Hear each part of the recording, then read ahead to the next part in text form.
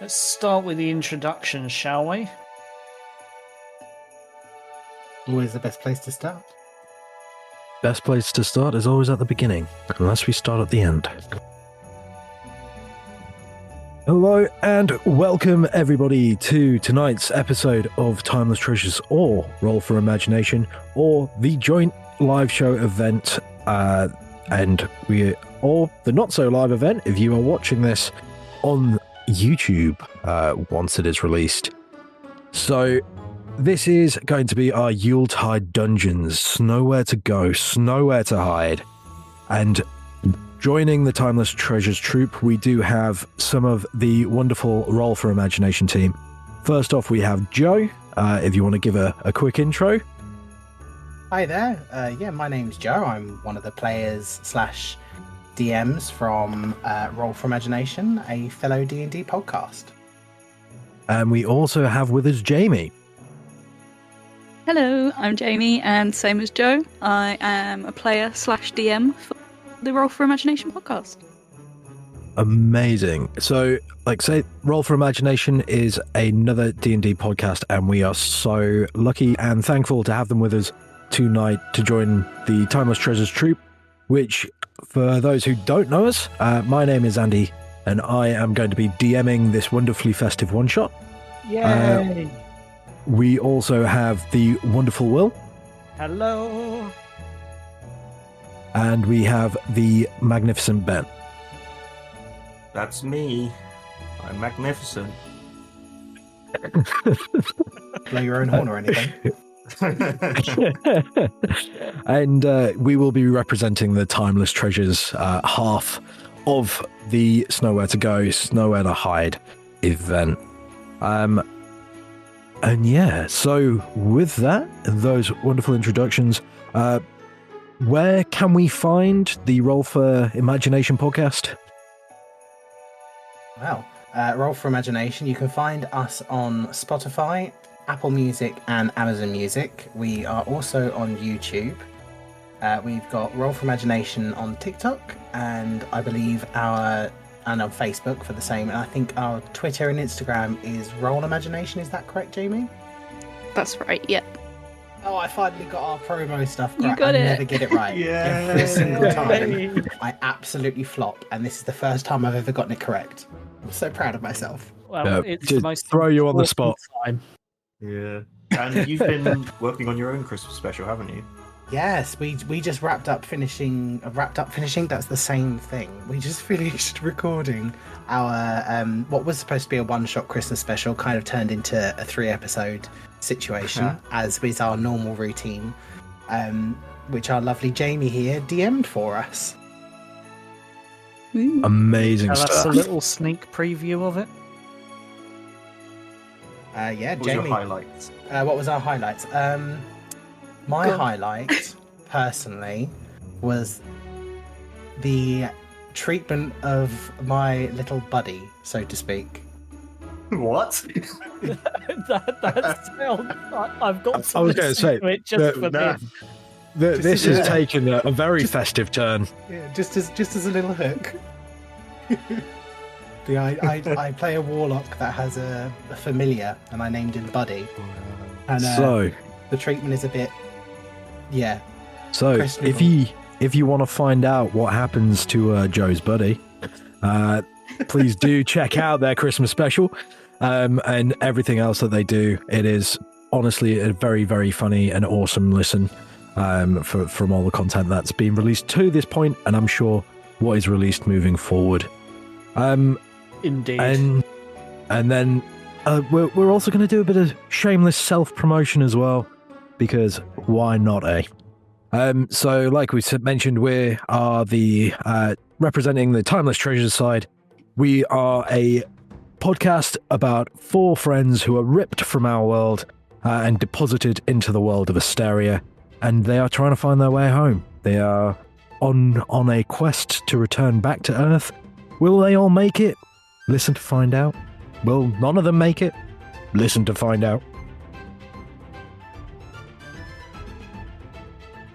Indeed. It's other things that we kind of have in the mill, so to speak.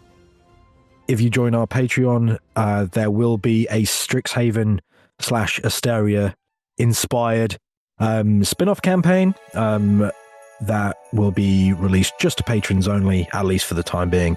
So if you do want to have a bit of a sneak peek of that, please do consider subscribing and check that out as well. That is coming 2024. Will, do you want to add anything? yes. If you're watching this on YouTube and you're enjoying the content, please give us a like, subscribe, because that basically helps us and it helps the algorithm and it helps you find our content more easily. So like and subscribe, enjoy the show, and I advise you do the same for Roll for Imagination. I have on 2 different channels, and my god, is their content addictive. You're welcome. Amazing. And like we mentioned as well, social media platforms, all of the different social media platforms. So you find us on Facebook, you'll find us on TikTok, Twitter, YouTube, and then all of your podcast listening facilities. So your Spotify, I think we're on Apple, Amazon, Yes. you name it, you can likely track us down and give us a listen. And I think that's probably a good place to jump in. Don't you guys? agree. Sounds like a plan. Amazing. So, welcome to Snowhere to Go, Snowhere to Hide. As the Yuletide comes, towns and cities all over Astaria are decorating with ornaments and homemade trinkets to welcome in the festive season. Children are cheering and happily playing, even though the wind is cold and bitter and the sky threatens to drop a bountiful collection of snow. There is one town, Aylesmore, who are not welcoming the festivities of the Yuletide. Quite the opposite. They're scared of this time of year as it marks the return of Snow-Ritha. Ooh. Can I get a scared intake? Ah. Thank you very much. Don't worry, I will be asking for more vocal cues as we go. A snow witch who steals children every year and has done so for the last 10 years, for them never to be seen again. This year, the nobility of this fine town have vowed that this will be the last year that Snow-Ritha poses a threat to any of its inhabitants. Well, that's what they thought. Until yet another child has disappeared. A call to arms has been put out, and you, our daring adventurers, have taken up the mantle to return the children back to the town of Aylesmore for the promise of presents and a substantial reward. And that is our background. So, our daring adventurers, who are you? So we will start with Ben. Who are you? Ooh. I am playing a dragonborn by the name of Decane. That's his family name, but amongst his friends within the party, he goes by Khan. Only his friends and family are allowed to call him that, though. He is from a fairly noble lineage.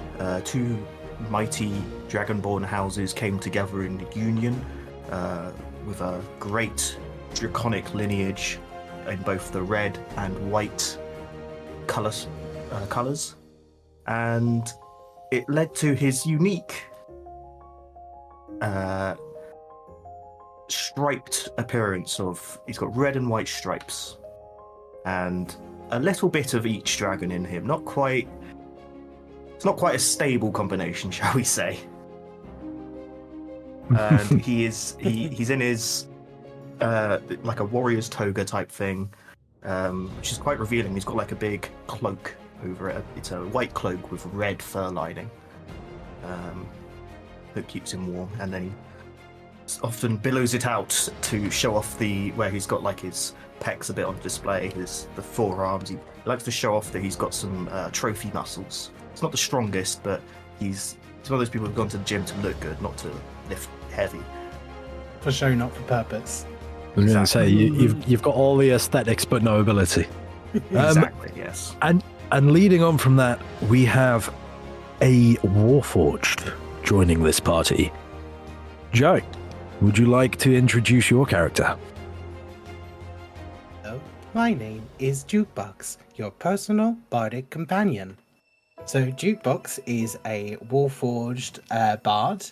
He was a soldier previously, but he doesn't really have much memory of what happened all those years ago. He's hundreds of years old, but he doesn't know exactly. He has no real memory of that time. All he knows that he used to be a soldier and he used to fight.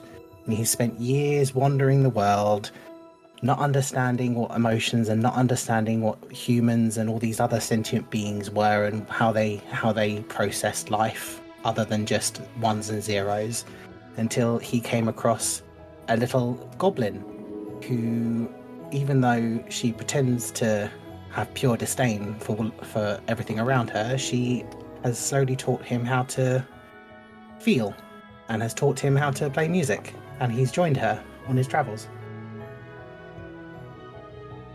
Amazing. And we will be looking forward to seeing how Jukebox, our bardic companion, fares in this wonderful adventure. And that leads us to Dandy. Dandy, or Jamie, would you like to introduce us to your character? Yeah, so Dandy is a female goblin. She is almost the embodiment of like every 14-year-old emo child. She has dark hair over one eye in that sort of shaggy emo fringe, thick eyeliner, way too many piercings for her age. I don't know if there's piercing laws in D&D land, but too many piercings the only piercing laws that come into play are usually the ones dealt with by swords. So personal modification is absolutely fine, so long as it doesn't lead to any other form of stabbing. She's a goblin pincushion, but consensually. And yeah, she's like I said. Yeah, exactly. And like I said, she's the embodiment of like every 14-year-old emo teen. So she's edgy. She uses her mage hand to like flip people off, stuff like that. Amazing, and I'm not gonna lie, that is basically the embodiment of my teenage years, where I had the fringe over one eye, probably using that mage hand to. Piercings. Yep, I feel called out. So we all feel quite a lot of association with Dandy, so we're looking forward to this one. And that brings us. That brings us to Will and Jaden. Jaden Barkley, also known as Partridge Punk. He's got a ginger beard, goatee, very neatly trimmed. He's always wearing Christmas hat for some unknown reason. He just put it on one day, found it really comfortable, and decided, yep, that's my look. And he's got a cloak that he's made out of partridge feathers, and it's very, very warm. He often doesn't feel the cold at all when others are complaining, but that's because whenever he trained in the winter, and as a ranger he would often go out during his younger years as a teenager, line up all the archery targets and various other things and loose the arrows, and they'd go sailing over the targets. Bearing in mind he was about 13 and 14 at the time and had very little control over the bow, but they'd go sailing off over the targets, and he'd more often than not somehow ended up killing nearly half the partridge stock in the farm. And that's how he got his nickname. because he was a very, very bad shot during his younger years as he was training. So you may say that he shot the last partridge in a pear tree. Definitely. Amazing. And those Well, are to be our... fair, there was a partridge in the pear tree. But not anymore. And that is our wonderful adventuring group. So the nobility of Aylesmore sent out a message asking for people to help and return the children back to the town. And these are our wonderful adventurers who heeded the call. And that brings us to our starting point. Our adventurers have ventured to try and find where our witch has been hiding. And they track her down to a wonderful little cave alcove where they see the smoke rising from a snowy patch of mountain, and they are confident that this is where the witch must be hiding and must be residing. You are currently hidden just on the outskirts, giving probably about 50 feet between you and where you suspect the witch's hideout to be. Just surveying the area, keeping an eye on this rise of smoke. And as you are all crouched stealthily behind a rock, that is where we're going to start this adventure. So, my favorite question: what are you doing?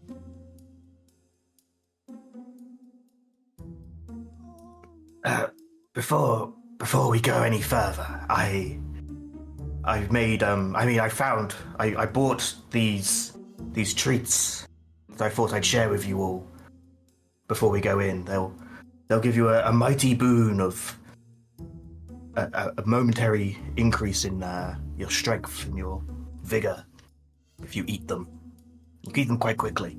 And he pulls out 3 little.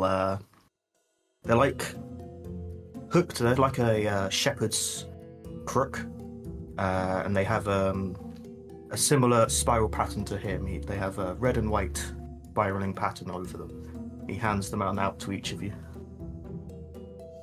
Oh, thank you, Khan. But, question. Warforged cannot eat. How is Jukebox supposed to ingest said treat?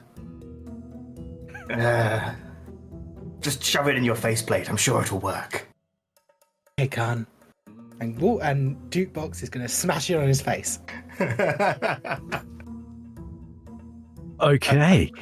As you smash this treat into your face, give me a Constitution check.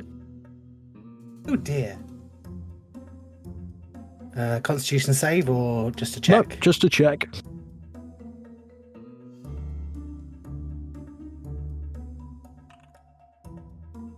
That would be a 17. So as you smash this wonderful treat into your faceplate, the what I assume to be a candy shatters, and parts of it start to fall into your inner workings of your constructed body. And as it does fall in, you do feel the effects as described by Khan. That'll be 3 temporary hit points for you. Thank you, Khan. My gears are whirring very fast. Yes, I told you it would work. I knew it. I knew. Where do you always get these little treats from? You never tell me every year. I find them. I buy them from people. Yeah, which people? I have a noble lineage which allows me to procure stuff very well. People want to please me, and they'll find me these treats. You remember last year when we were going off and I asked you to get me that magic sword? Well, that never turned up, did it? Well, that's different. It's a lot bigger. They do say to give 10 extra days for large package delivery. It's been 365! Oh dear. Maybe it's lost in the post.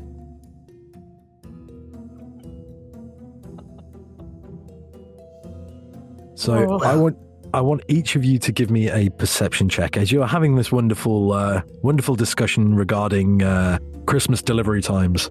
We're not actually looking at the witch. Yeah. Perception. Rolled a 6. Ooh. Nice -2 to this. Total of 5. I got a 13. Sorry, I rolled Hey. an 8. Yeah.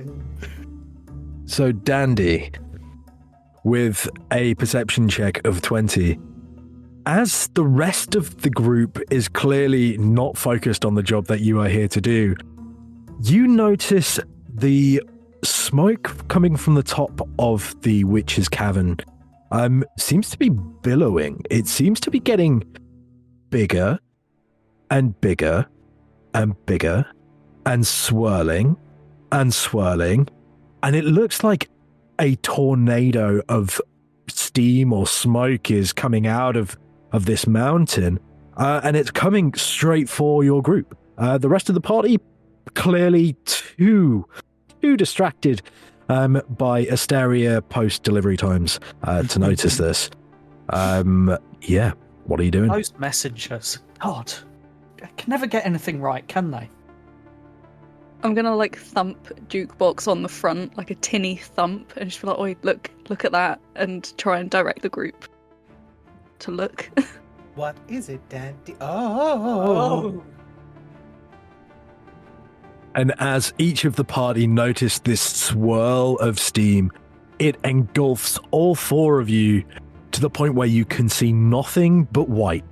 And you feel that your bodies and your physical beings are whisked into the air and spun, and you feel as if you are going through some form of wormhole or portal or something, and you're dragged through, you're spun, you're so discombobulated, your brain feels like it's just been in a blender, you apart from yours, obviously, Jukebox, and you land Board is right. heavily on the ground. And as you do land on the ground, you look around, and this isn't where you were before.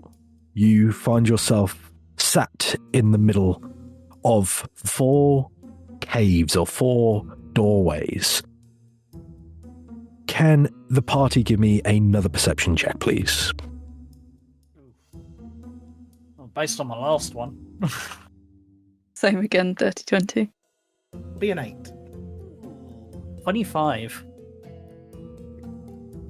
That's 20 for a total of 18. Oh, no. 20 with a negative too. Oh, dear. Fortunately, all 4 of you, well, 3 of you apart from Jukebox, are a lot more attuned to what's going on around you this time. Jukebox, as you land and all of your gears are shaken up, you look around and you look around the floor, and you're a bit like Baymax from Big Hero 6 in the fact that you start probing the area and looking at the ground opposed to anything else. Jukebox is fully just spending all of his time trying to pick up the Christmas ornaments that he has on him that copy Dandy's piercings that all fell off of him. Trying to put them back onto himself. Perfect. So that you are very preoccupied. However, Dandy, Partridge Punk, and Khan, you look around and you look up. And as you look up, you see what looks like a fisheye lens above you. And peering down is a face. It's a relatively feminine face with a big red and white brimmed witch's hat adorned the top of her head. And she looks down and she cackles and she goes, "You thought you could sneak up on me? Well, No. clearly not. So, what do you think you're doing here?" And you see as she peers down, she looks huge. Like, you've seen on your adventures giant creatures. You've seen giant spiders. You've seen giant wolves. you've seen some giant creatures. This is a whole new level. She is like a literal giant. She is humongous compared to where you are now. And you're like, pretty sure witches weren't that big. And looking behind her, you can see that there is torches mounted to the wall. And you see that there is kind of a deer's head. And all of that looks absolutely humongous as well. Yeah. What are you doing? Dandy, I can hear the witch. I think... Where is the witch? I think all of us can hear. She's up there. Up where? Oh dear. Oh dear indeed. But if there is one thing, she did ask us a question, what do we think we're doing here? We're here to kill her. Well, yes, obviously. We're here to kill you. Oh, is that so? You see, Well, Yes. yeah, what you don't realise is we weren't sneaking up on you. We were actually just waiting around to be brought to you directly so that we could do our task and go home. Are we? Well, I was not aware. Oh, in which case, that is truly wonderful, and I'm so glad that I can add you to If my it's one of those collection. little snow globes, as long as there's partridge in it, I'm fine. I will. I think there's partridge in it now, Partridge. Well, if you want to take a look around for a partridge, please do endeavour so. I'll check back on you in a little while. Here, I found one. I solved the puzzle. What do I get? But before I go, one last thing. And you feel the entire world around you shake. And as it does so, I need everyone to give me a dexterity check, please. Dex save, sorry. Should be good at this.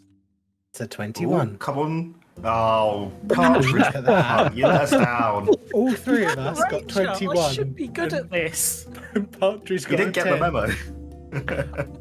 You never preface a roll with, I should be good at this. Yeah, That's your downfall. That's a So- surefire way for Dice Christ to mess with you. I literally did that in our main campaign and instantly rolled a nat 1. Don't you I remember? know. Or was I it- know. No, that was It- the spy. It was Aspire, but we also have it saved as a sound clip, which I can't wait to release. But yeah, the Yes. three of you, Khan, Jukebox, and Dandy, you anticipate what she's going to do with this talk of snow globes. You feel the world around you shake and shudder as the snow around your feet is kicked up and very beautifully slowly drops around you, and it is absolutely picturesque of this cave scene, which, hey, witch's taste for her snow globes. And it drops down and it floats. Jaden Partridge Punk Barkley, on the other hand, you look up, and then the next thing you are face first in the snow, as you have been knocked prone, as the world around you shakes and you lose your footing and you face palm very, very hard. Thankfully, on a 10, you don't take any damage, but apart from to your pride, you are looking a bit silly on the floor now, while the rest of your party is just stood watching. Well, if there's one thing I can say, if we are in fact in a snow globe, there should be some glass at the end of it, and we can try and smash our way out. I don't think we'll be big enough to smash through the glass if we have shrunk down to fit inside. Nah, I'll be strong enough. I'll blow it up like I blow everything up. I'll be fine. Yes, that may not be ideal if the whole I'll place melt it. smashes. You know I have supreme control over the temperatures. Of course, we know, Khan. Don't worry. Yeah. Khan nods satisfied to himself. Partridge, would you like a hand up? And as I say that, Jukebox is just going to bend down and grab Partridge by the scruff of his cloak and just lift him up and plonk him back on his feet. Ah, thank you, kind sir. Right. Do you know, that was probably more human than half of my friends would ever do for me. Anyway. Do you really think so? Yeah, well, you didn't see Khan turn around and offer to give me a hand up, did you? No, We are that's your because friends. Khan is too self-centered to do so. What does that mean? Just an observation. Con narrows his eyes at you. I think Not what he was sure. saying is that you are very, very going to wave at him with a creaky. Yep, and I just turn to you and say, what he's saying is you are so self-centered that you are so focused on your balance and staying on your feet that you didn't have a chance to offer me a hand. Centered, yes. That makes sense. And with that, you find yourselves alone, talking about being well-centered and self-centered, with no Got a way strong out, core. with nowhere to go. So, where you are, there is 4 different portals, so to speak, or doorways or caves in front of you. What are you doing? And so around us is just the 4 caves. Yeah. There's nothing else really of interest around. Is it just like a snowy tundra and then these 4 caves just poof out of nowhere? Yep, pretty much. There is a wonderful decorative pattern on the floor which basically shows pathways to each of these areas. But in terms of artistic license and design, the witch clearly has very basic taste because she has 4 caves and a pretty pattern on the floor, and that is it. Let's go I that do way. like the simplistic decor. Yes. Do I know which way is north? From where In you're the snow globe. stood, nope. It is it's very symmetrical. As a robot, would I know where north is? Due to the nature of the magical essence of the snow globe and the swirling of the artificial snow in here, any kind of internal compass that you may have just appears to be spinning. You definitely feel, I'd say, a bit discombobulated, really. Oh dear, the internal compass is spinning rather rapidly. Well, each of these caves looks like it has a different thing out the front of it, so... what about yourself? Dandy, why don't you number the caves and pick one? Yeah, sure, why not? Dandy's gonna do the sort of northeast southwest just randomly, and then let's go for west. So the one on the left that we can see. We'll go with that one. Okie dokie. Okay. So you venture over to the west, and as you walk through the doorway, you walk in, and all of a sudden, each of you again feel swept in this cyclone of transportation. Imagine the Wizard of Oz, just less witchy. Well, I was going to say less witchy. Probably the equal amount of witchy, to be perfectly honest. But you feel yourself ripped from your central position, and you find yourself on a street. As you look into the center of this street, you see that there is a stage surrounded by Christmas trees with a wonderful garland and a wreath above the stage itself. Surrounded on either sides, you have various people milling around, but something's weird about these people. Their faces seem gaunt. Their faces show no emotion. They just seem to be walking. In front of the stage, you see that there is 3 seats set up in front of you. What are you doing? You're a bard, aren't you? all three of us are bards minus you. Oh, Yeah. wait, no, Dandy, sorry, you're a bard. I mixed up my players. I'm so sorry. You are correct. I am not a bard. You're a ranger. Dandy and I are bards. I Yes. tell you what, then. Why don't you see if you can cheer up the crowd whilst I maybe sneak around and see what I can investigate in this area? See if there's anything hidden behind these doors and walls. I'm going to turn to Dandy and go, Dandy, is it time to bring back Holly and Jolly? Sorry, I was choking to death. Dear. Jesus. Oh my god. Yeah, I mean, we might as well. We're not doing anything else. If they're going to go investigate, we might as well do something to help out. Well, I can't see any joy on these people's faces. Is that the emotion that we want? Joy? Something like that. Okay, Dandy. Let's bring joy to the stage. Okay. And I'm just going to start clomping up to the stage.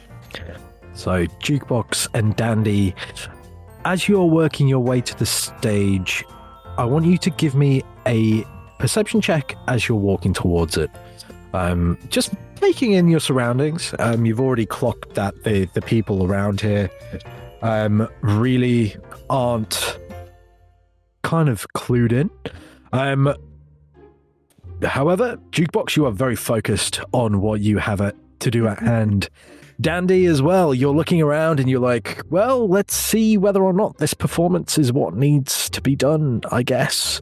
And you work your way up on stage, and as you stand there, you look around, and the people of this weird setting, this town, they seem to be looking through you. They're not making any form of contact. Partridge, Yes. give me an investigation check, please. Okay, I have a -2 to my investigation. So, on a 14 with your -2, as you're walking around the stage, you're looking at the buildings that are lining this magical street, and you notice that the windows and the doors are completely flat. You notice that there is no depth. It's almost as if they're a cardboard cutout. And as you walk past the stage, you find yourself behind the chairs. And you see Dandy and Dukebox on the stage. And you're like, wait a minute, that was just behind me. So you walk past it again. And you find yourself behind the chairs, looking directly at the stage. And you're like, what is going on here? And you try it again. You walk past the stage and you find yourself behind the chairs. And the next thing you hear is a cackle. And this witch looks down upon you, and you look up and you see this face in the clouds and in the sky once more. And she goes, seeing you go round and round is making my day. Do you know what else would make my day? Entertain me. Do something funny. And you see the eyes of this witch peering down towards you. Can I go up to Partridge and I'm going to say, just go with it. I'm going to pick him up and say, on the first day of Christmas, my true love gave to me. And as I say the next bit, I'm going to use minor illusion to make it look like I'm a pear tree and hold him above my head and say, a partridge in a pear tree. Amazing. And as you do so, if you could have a performance check at advantage, please. Thank you. I thought of this like this morning and I was like, I have to try and work this in somehow. I You've love literally it. been given a stage to do it on. I know, right? I was like, perfect opportunity. Performance check, was it? Yes, please. With With advantage. With advantage. And, not to jinx it, but you should be good at this. Oh, I mean, I've got a +9. +9, and you rolled 2 7s. I rolled 2 7s. 16. I don't like this amazing. game. So on a mediocre 16, you stand there and the witch looks down and she goes, I've seen better. Oh dear. Apparently, And- she doesn't realise my name is Partridge Punk. That may have ruined the joke. I'm so sorry. Yes. Note taken for future references. It was a good joke. Maybe when we get out of this, we can perform it again. That would be wonderful, Partridge. But what And then- do we do now? Hope I don't get And- shot with an arrow as I begin to climb down his body out of the minor illusion of the pear tree. Mind the ornaments. Dandy, you feel the witch's eyes boring into you as you stand upon this stage. You get the feeling that she's expecting you to do something up here as well, given that you have found your way to the stage.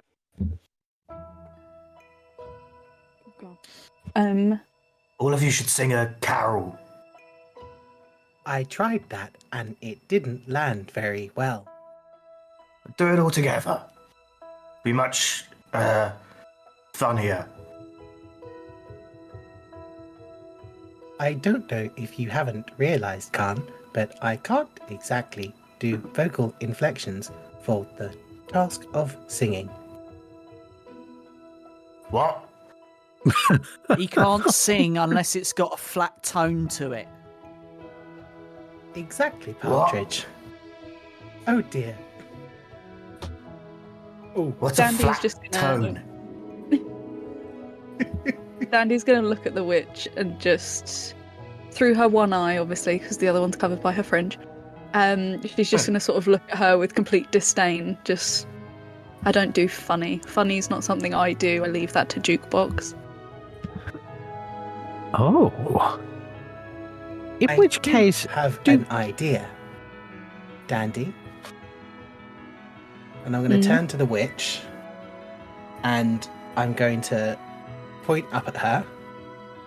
And I don't expect this to work at all, but I'm going to say to her, what is every parent's favourite Yuletime song? I don't know. Silent Night. And then I'm going to use Tasha's hideous laughter on her as I say that.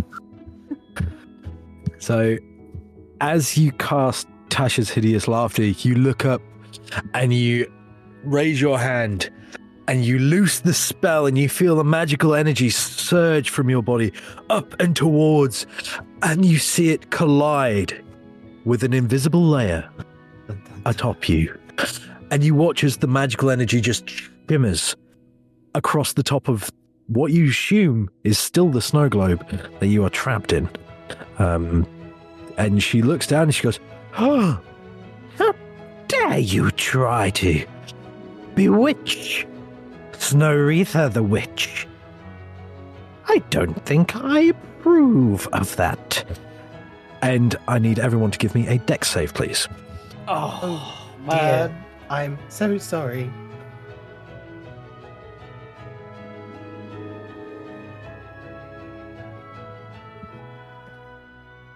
"17. So,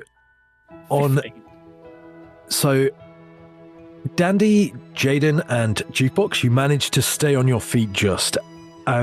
You look down below you as the world shakes, and as it does, you notice something peculiar about this stage. You hear it rattling as the world around you shakes, and a glaring realization comes to you. Where you are currently standing looks to be a trap door. You see that the doors are also very loose. Khan, from your position in the audience, you weren't expecting the world to rattle around your feet, and you find yourself falling and sitting into a chair, and your butt gets stuck. You try to stand, you can't. You try to move your arms, you can't. Your butt is well and truly glued to this chair. And the witch cackles once more, and she's like, "If you want to save your friend, I suggest you do something entertaining. Or you fall into the pit, never to be seen again." Well, if you can give me a partridge, I can put it on top of my friend's head here. I can take as many steps as I'm allowed to without coming back round in a full circle, which was a bit weird. Backwards and blindfold myself and shoot the partridge with my bow and arrow off of his head, and give you a Which nice friend? dinner at the same time. In which case, let's raise the stakes. Aim for the little one. Which little one? They're all little to me. The goblin folk. What? 6'5". Look, trust Partridge, me. you're the second shortest in this group. Yeah, fine. Physically the tallest. Khan has the biggest ego. What? Okay, Partridge. If that is your name, as your friends seem to be referring to, Yes. watch this. And you watch as there is this little tornado of swirl atop Dandy's head, and all of a sudden you just hear a as this partridge just appears on Dandy's head. She goes, "Feel free to take your shot from wherever you see fit. The further away, the more impressive, the more I might let you leave." You know you got that whole emo thing going on here? With that partridge on your head? Do you trust my shot? If you hit me, I have plenty that I can use to get payback. So just don't miss. Just think of Let's it put as it this an way. extra piercing, Dandy. Yeah. If I end up with a piercing somewhere that's gonna really hurt me, I will do something back. But if it's like in one of my ears, fine. But if you hit me in the eye or something, I will get my own back on you. Let's Just What- pre-warning what was- you. just bear in mind. What was that when big I was word you going- use for your piercings? The consents, Consent. nonsense. Consensual. Yeah, yeah, Mm. that one. That's the type of piercing you like. Yeah. If this Yes, goes terribly wrong, preferably. this will not be a consensual piercing. And Yeah. as the bird appears on your head, Dandy, Jaden, you've heard the warning issued by Dandy. What are you doing? Are you making your way down from the stage? Yes, but I'm very intentionally moving 150 foot from Okay. the stage. You move some of the chairs out of the way, and as you move past them, 149 to be precise, so that I'm 149 just in feet. range. I'm gonna So cross my you- arms over my chest and glare at him. You... Amazing. So as you are moving your 149 feet, give me a straight up wisdom check. Sure. 11? You think you're at about 149 feet? It's a 50-50 whether or not you're too far or too close. Well, too far or in range. Okay. So you make your way and you move the chairs out the way as you walk in this straight line. And as you walk by them, the chairs magically seem to reposition themselves where they were previously standing. And as you are walking and you turn back, and you see Just to say, I'm going to put a hunter's mark as I start to walk away. I'm going to put hunter's mark on the partridge. you hunters mark the partridge. Okay. Great use of a spell. The only problem is it's 90-foot range, so you're going to be out of range to cast it. Bollocks. As I'm walking away, I'll allow it for flavour. So as you're walking away, you cast Hunter's Mark, but you're 150 feet away from this, or just shy, or maybe too far. Who knows? And you pitch up. Pitch up. You take your shot. Roll to attack. I do indeed. I pull out my longbow, and as you see me pull out my longbow, you see it's wrapped in various bits of tinsel. It's got a couple of bells on each end. I pull out some wax, and I very deliberately, like bit beeswax, and I very deliberately start to wipe the beeswax up and down the bowstring on this. Slowly and deliberately, as I stare up at Snow-Ritha. Put the beeswax away, pull out an arrow, draw, and loose. With a 19 to hit the partridge. This arrow sails through the air. And as it does so, you watch, and Dandy, you feel your emo fringe flow in the breeze as this arrow sails just over your head, and you hear this partridge one last time. And as you look, there is indeed a arrow-pierced partridge. Dandy, can you give me a performance check, please? Ooh, 17.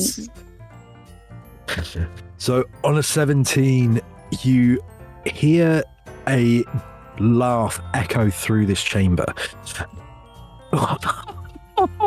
And a very slow clap as well. And she goes, very impressive.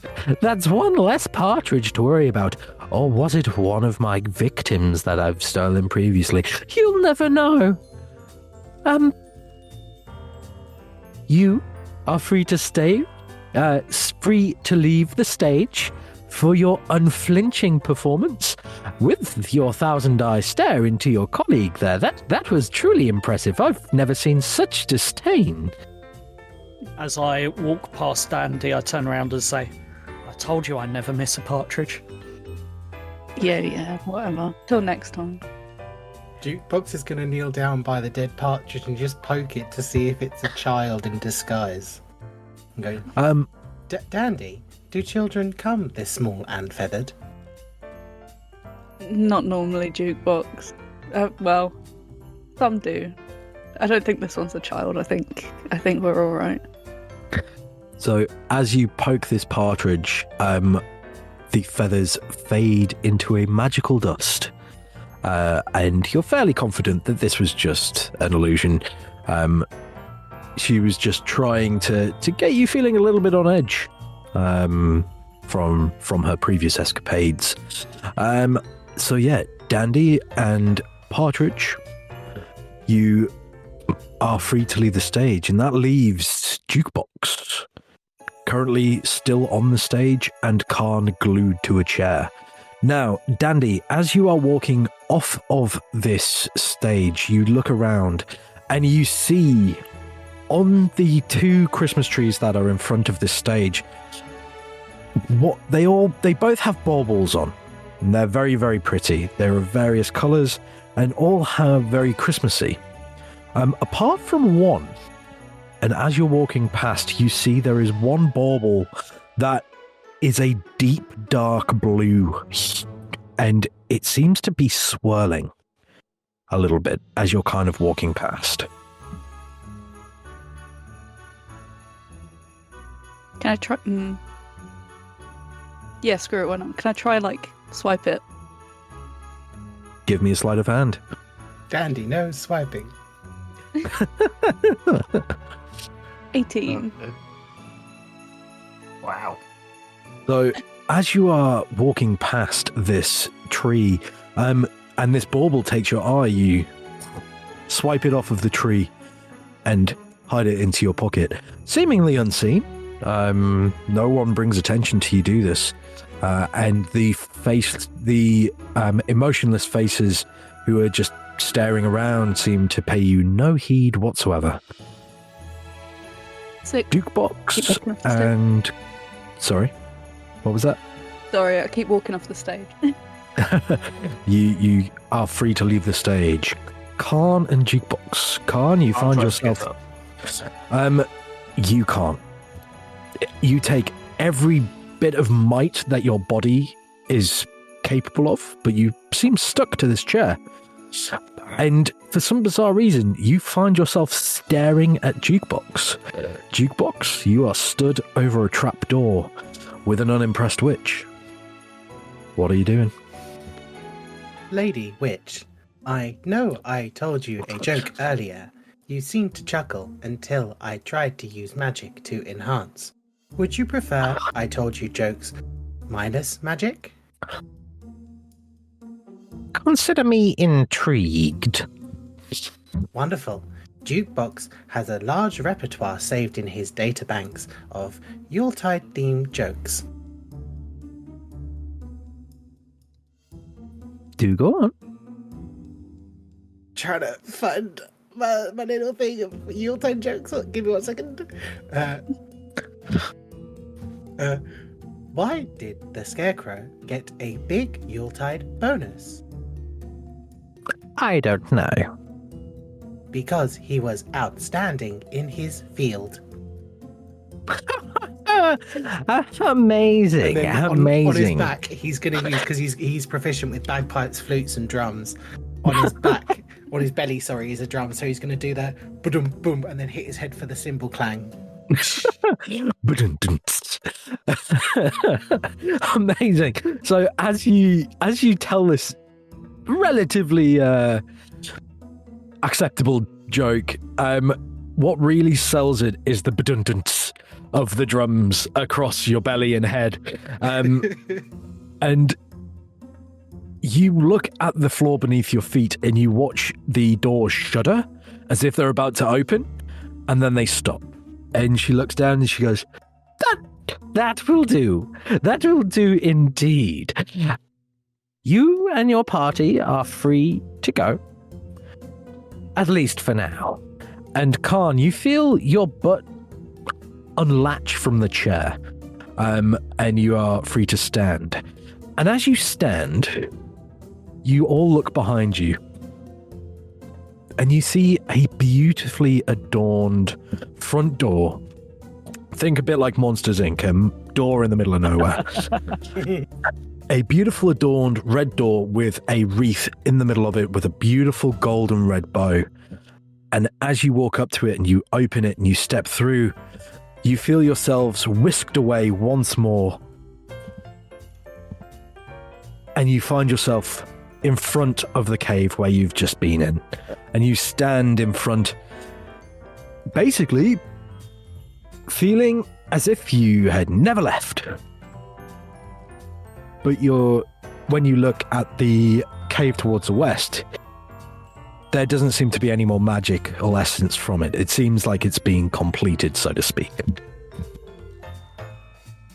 Khan is still laughing a little. Do that again, Jukebox. That was funny.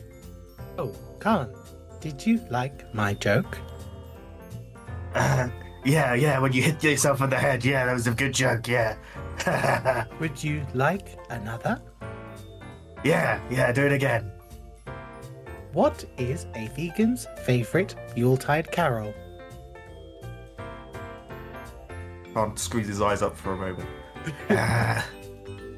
And you're just like, Jukebox is just I don't staring know. completely passively, just nothing, just staring at him. I don't know, Jukebox. joy to the world. Boom, boom. Quan looks really confused again, and then you do the badum and he starts laughing. Yeah, that bit. That's so good. Oh dear. I don't think he understands the joke at all.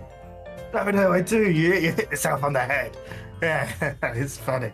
Oh, how primitive.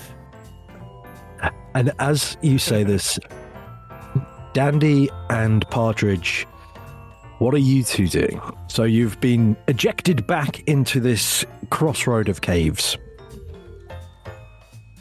Well, if we're calling that the West Cave, where do you want to go next? North? I'm happy to go north. Sure. It's that way, right? And Khan points to our right. Khan, that is not correct. That one? And he pointed straight across. I don't even know where you're pointing anymore, Khan. We've just been there. I tell you what, you take the lead this time, because I know where we're going, but you should, Need to prove myself to you, Khan. And Yeah, Jukebox that's is just it. going to head towards the north tunnel. Yeah, that's the one I meant. Okay, so I'm going to follow. you all head towards the north tunnel. Before you go into the north cave, because I'm a gracious DM and I am incredibly generous when I come to one-shots, because it is the Yuletide season, I'm granting each of you 1d6 DM inspiration for your Christmas-themed characters and the festive cheer that you're bringing to me this fine evening so far. Oh, yay! And with that, you walk through the north cave.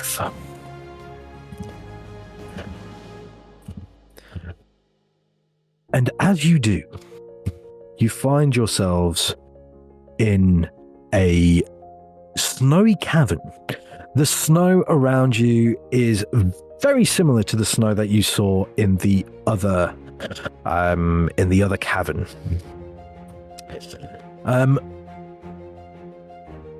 Kind Will, would you do the honors and maybe zoom out of the map a little bit? I said it too big, unfortunately. Okay. I can do exactly that. Fantastic I was loading stuff. for a minute there. I was like, oh no. Yeah, Thank I'm still you. stuck in the portal. Technical issues.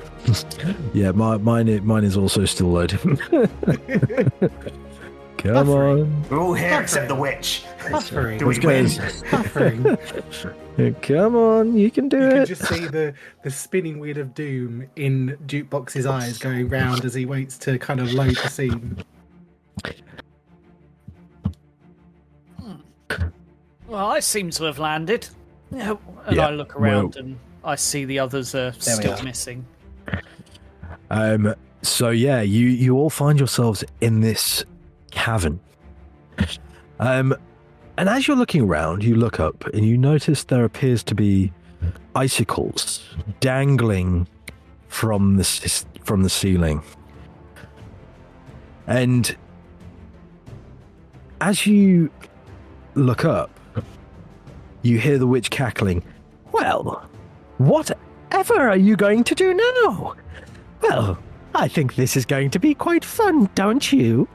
And then you feel the ground below you shake and shimmer, and the snow starting to fall through the air at this point.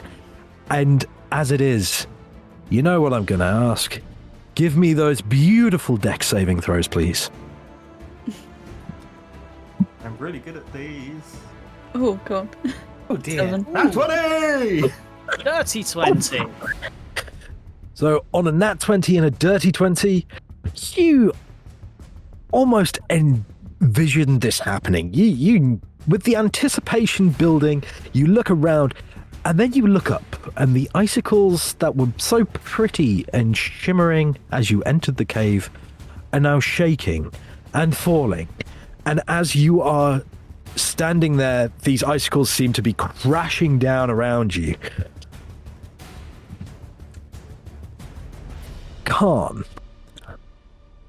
since you did roll indeed a natural 20, you see an icicle falling directly for Dandy. I will let you have one action to potentially stop her from being impaled by an icicle. Ooh. Khan will look up, say, "Don't worry, Daddy, I've got this," and then breathe in heavily, and then exhale, hopefully, flames. Oh dear.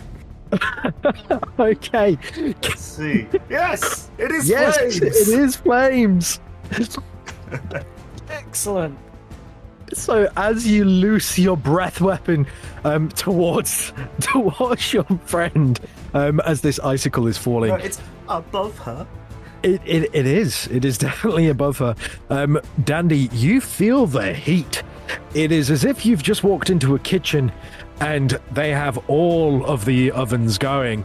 And as you look up, you see this icicle falling from the sky. And as it is doing so, it hits this stream of fire and it basically melts as it is falling towards your very position. And you know it would have completely impaled you due to the size and the magnitude of this ice. But instead, you just get doused in mist as this icicle is evaporated before your very eyes. You are still knocked prone, though, so you are laid as you watch all of this happen. Jukebox. Khan, after doing that, will look down at her and oh no, I've forgotten what I was going to say. Have you ever started a sentence and then forgotten where it was going? Every day. Yeah. That sounds very in character. I'll give a thumbs up and a wink then. Just a smile. A little finger gun. Yeah, Pew thanks, pew. Khan. Told you I'm a master of hot and cold, fire and ice. All about those finger guns. And Finger gun away. Jukebox, on a deck save of 13, you find yourself knocked prone, but you don't get impaled by ice as it is going around. So the beautiful swirls of snow Sorry. is. I remembered. Khan runs back over after the finger guns. See, no, I prevented the non-concessional piercings. Yes, Khan. Thank you. Yeah. You're Are welcome. we sure that Good Khan job. can speak common? Yeah. It's fine. I think it's better just to leave him to it. A better at draconic. Khan, for another 1d4 DM inspiration, can you say, "I'm Batman"?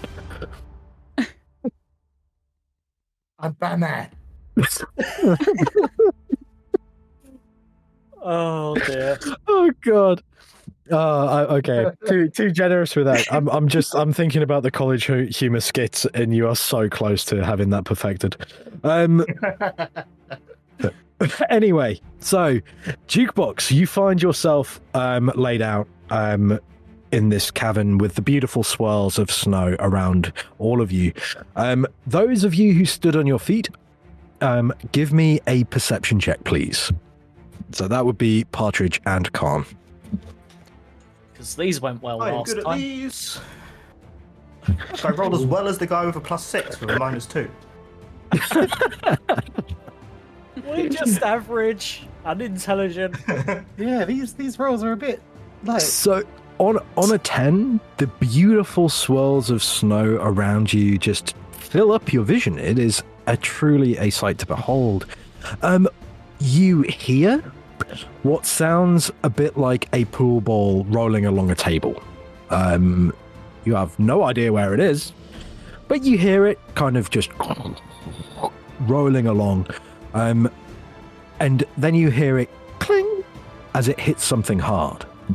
And as the snow begins to settle, you notice the ground below you starts to shake, but it's not as if the ground is shaking itself. It's as if something is rising from the depths. And you look ahead in this cavern and you can see what appears to be a creature that is seemingly relatively icy. What are you doing? Let me talk to it. We're kindred spirits. No, stay down, jukebox. It's not safe. No, this is not optimal positioning. Can I tell if this is an elemental or not? Give me a nature check. Excellent. Considering elementals are my favoured enemies, Ooh. let's see if my -2 can pull ahead for me here. With an 11. That's on your perception. That is true. That is true. As you look at it, you know that this is definitely a creature of elements, but you're not confident whether or not it is a genuine elemental or whether this is just yet another spell cast by the witch. Hello, fellow creature with mastery of the ice. Let us converse. Let us be friends. I don't know if talking to all of the inhabitants of this snow globe is a wise... Oh, he's gone. He just keeps walking, ignoring you. Hello. As Jukebox is getting himself up now. I'm not laying prone. He's going to help Andy up as well. Yeah, I will help them up, and then I'm going to just knock an arrow into my bow so that I'm ready if anything happens. Okie dokie. So yeah, as you're making your way, Downtown. walking fast, faces past, and I'm homebound. Yeah,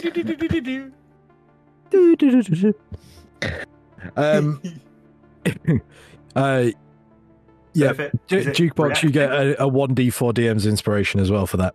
Oh yes, thank you. So, as you are walking towards it, it starts moving out as well, and it's not looking too friendly. As I get within 60 foot, I'm going to look back at the other guy and say, "Trust me, this is how we say hello." And I'm going to turn back and start casting a spell. And I'm going to cast Frostbite on it. Okay. Which is a con save, if that matters, considering it's cold damage. I imagine it's immune. Roll for damage. Ice magic on ice creatures is not always helpful. Nate?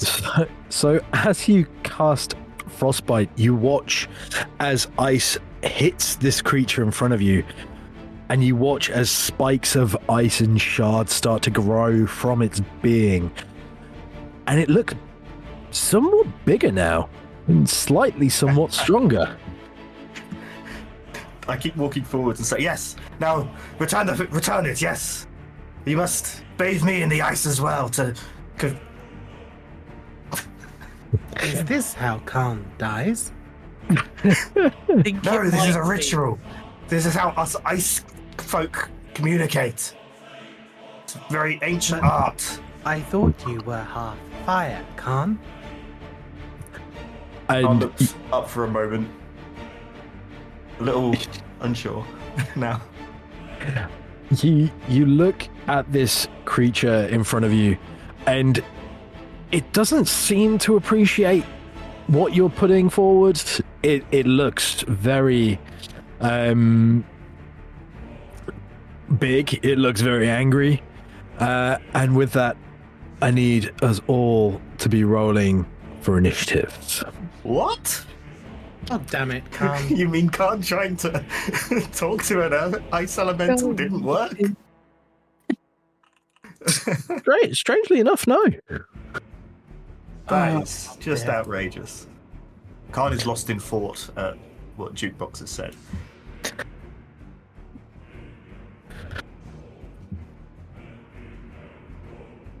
And Jukebox, so if you are looking at the Foundry VTT server, next to the chat, there is a pair of crossed swords. If you click on that, then there is a D20 combat, next to your name. Anyway. Oh, and Sorry. for that you can click at the top as well. oh, amazing. Yeah, Sorry, I completely missed what was said. Could you repeat it? So on the combat tracker, you'll see next to your name is a D20. Yes. Click on that. And then normal. Yes. Magic. Thank you very much. So, top of the round is our ice elemental, and What? for our viewers at home, looking at this and going, but that says water. As a DM, I like to mess around with stat blocks, so I'm using the water elemental, and I have tweaked it somewhat. So suck it then. And so it is the ice elemental. And this creature has 30 foot of movement. 5, 10, 15, 20, 25, 30. So it is going to get to there. And its reach is 5 foot. So you are lucky. Khan, you are just out of reach as you watch as this ice elemental just hurtles up towards you.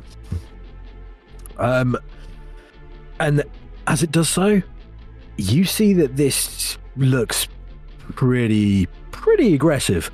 And on that, Dandy, you're up.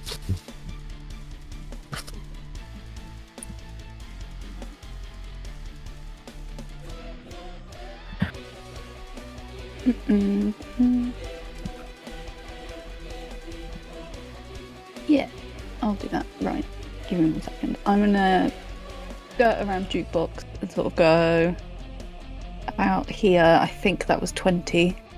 I'm gonna stay there.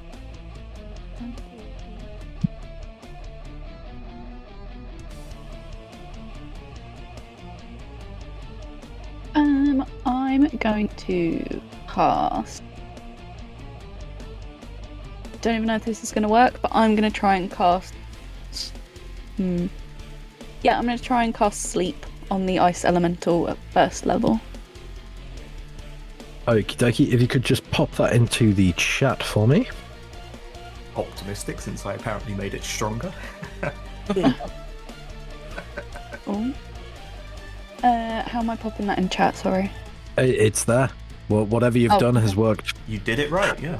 Well done. Don't know Okay, what I do, but so we'll pretend like I know. if it works, it works.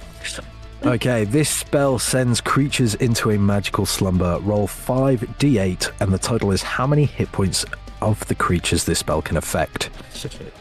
In which case, please either click. Well, roll me 5d8, please. Ooh. 23. So, on a 23, you summon your magic in front of you and you throw it towards this ice elemental, hoping to put it into an eternal slumber. It fizzles. It hits. It doesn't even yawn. It just fizzles as it connects. And it just goes.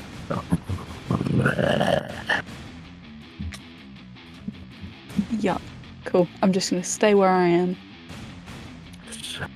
Excellent. Is that the end of your turn? Done. That's me done. So next we have Jaden, or Partridge. So Jaden is looking at the situation, looking at this apparent elemental that is in front of him.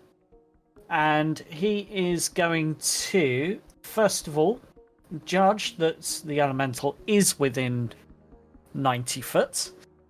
And he is going to, as a bonus action, cast Hunter's Mark on it. So he has been Hunter's Marked now. And then for my action, I am going to take my longbow. And I am going to make an attack. Excellent. Give me one moment. Of course. Hunter's Mark.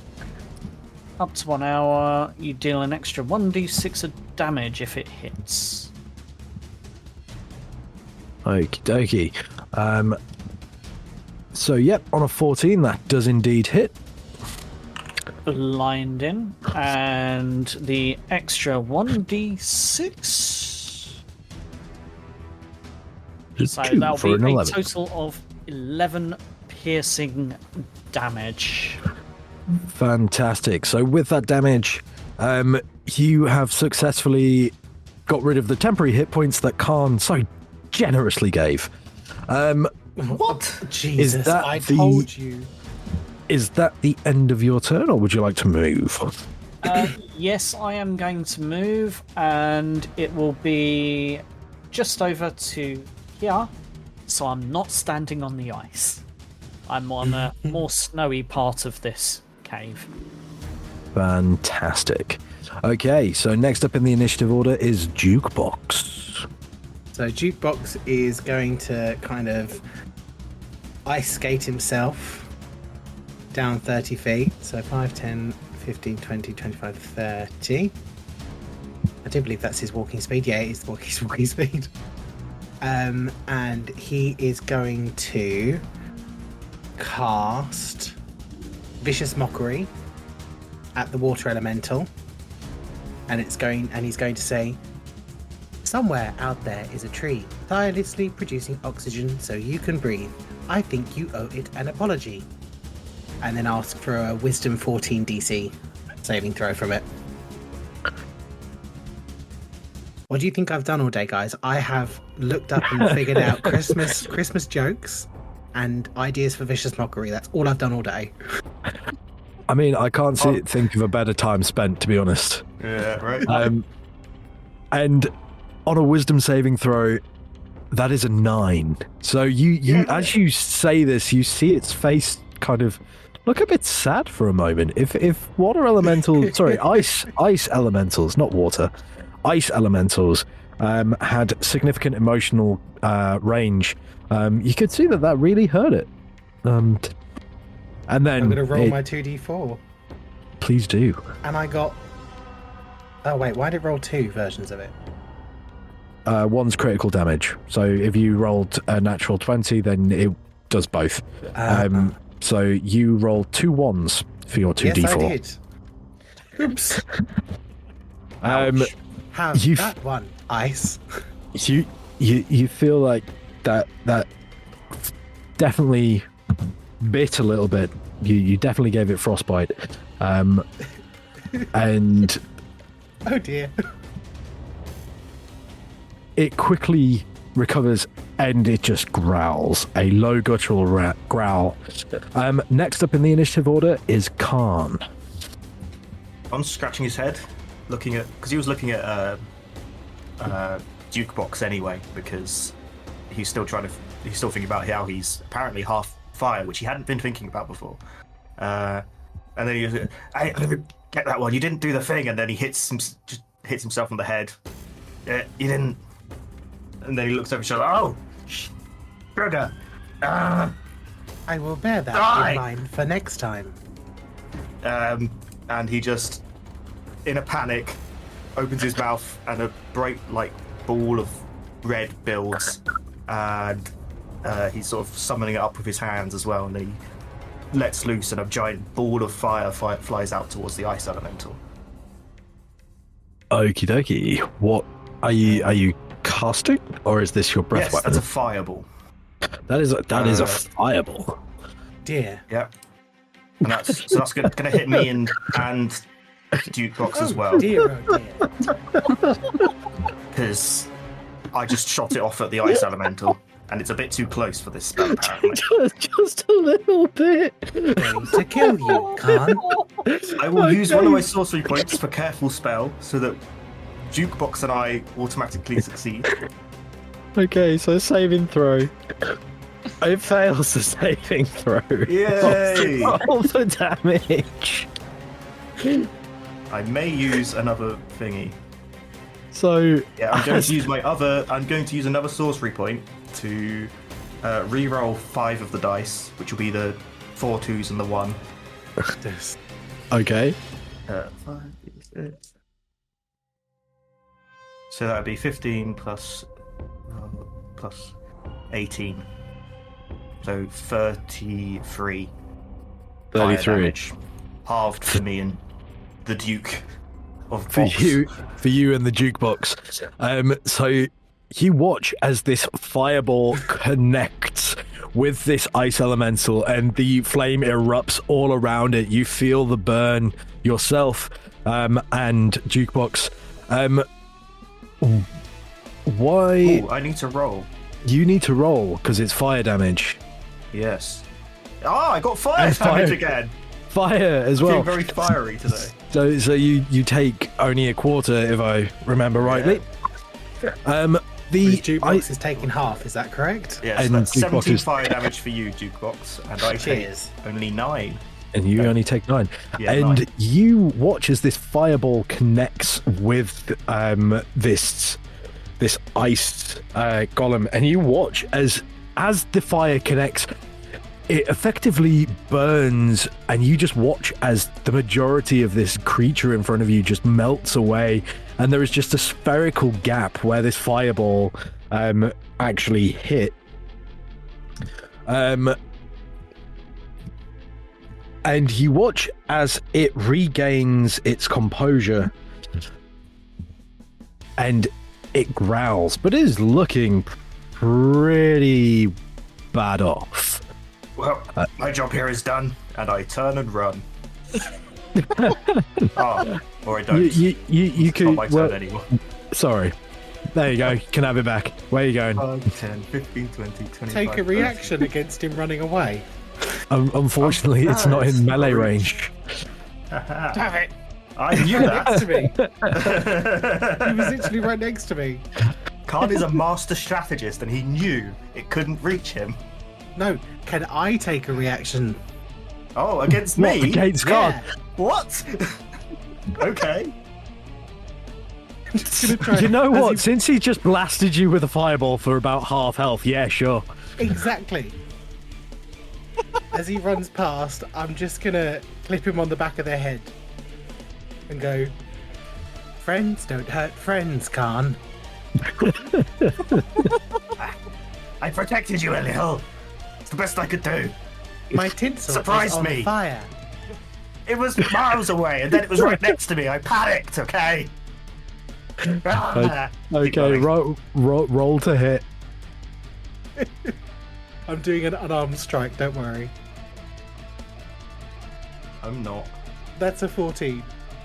Wait. What's Khan's armor class? No, that's a 15. Yeah, so that was a 10 plus 4, that's 14, but I don't know why it's green as if it was a crit. Yeah, okay, never mind. My armor class is 15, so there. You miss. As he runs past and you go to clip him round the ear, his nifty dragonborn form just ducks under your hand.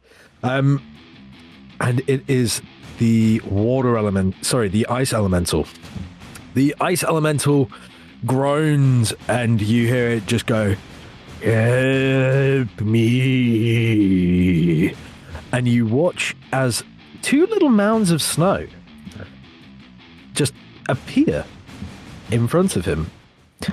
Oh, now it talks to me. You missed your I chance. don't I already think tried it was- talking. I don't think it was talking to you. Who else would it talk to? And you watch as these mounds of snow just appear in front of it. And it starts to work its way towards you, Jukebox, and it is going to try and hit you with 2 of its slam attacks since its preferred target Surprise. ran away.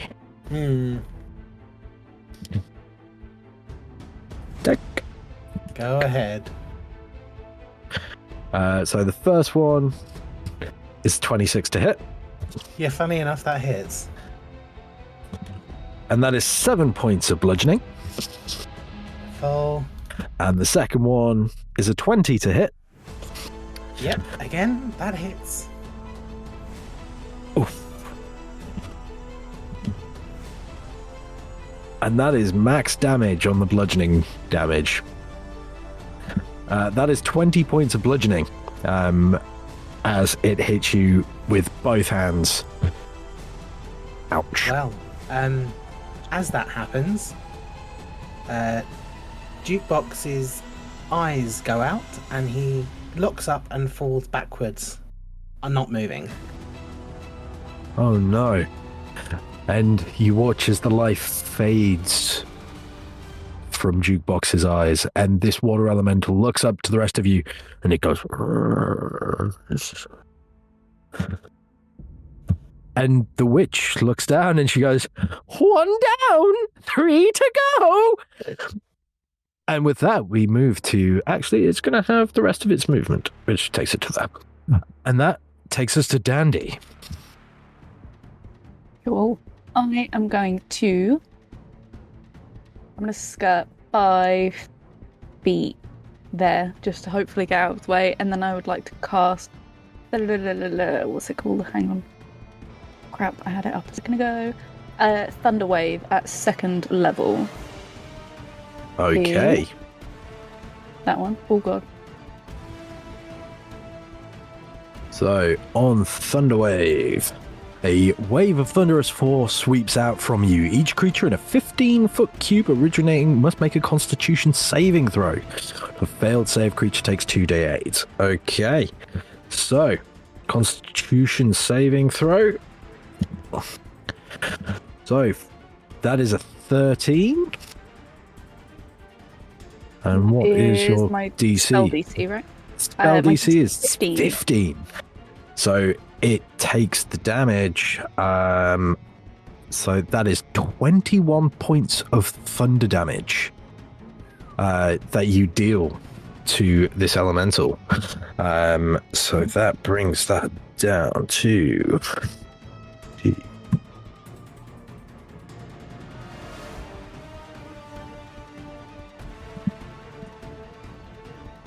Yeah, that brings that down to that.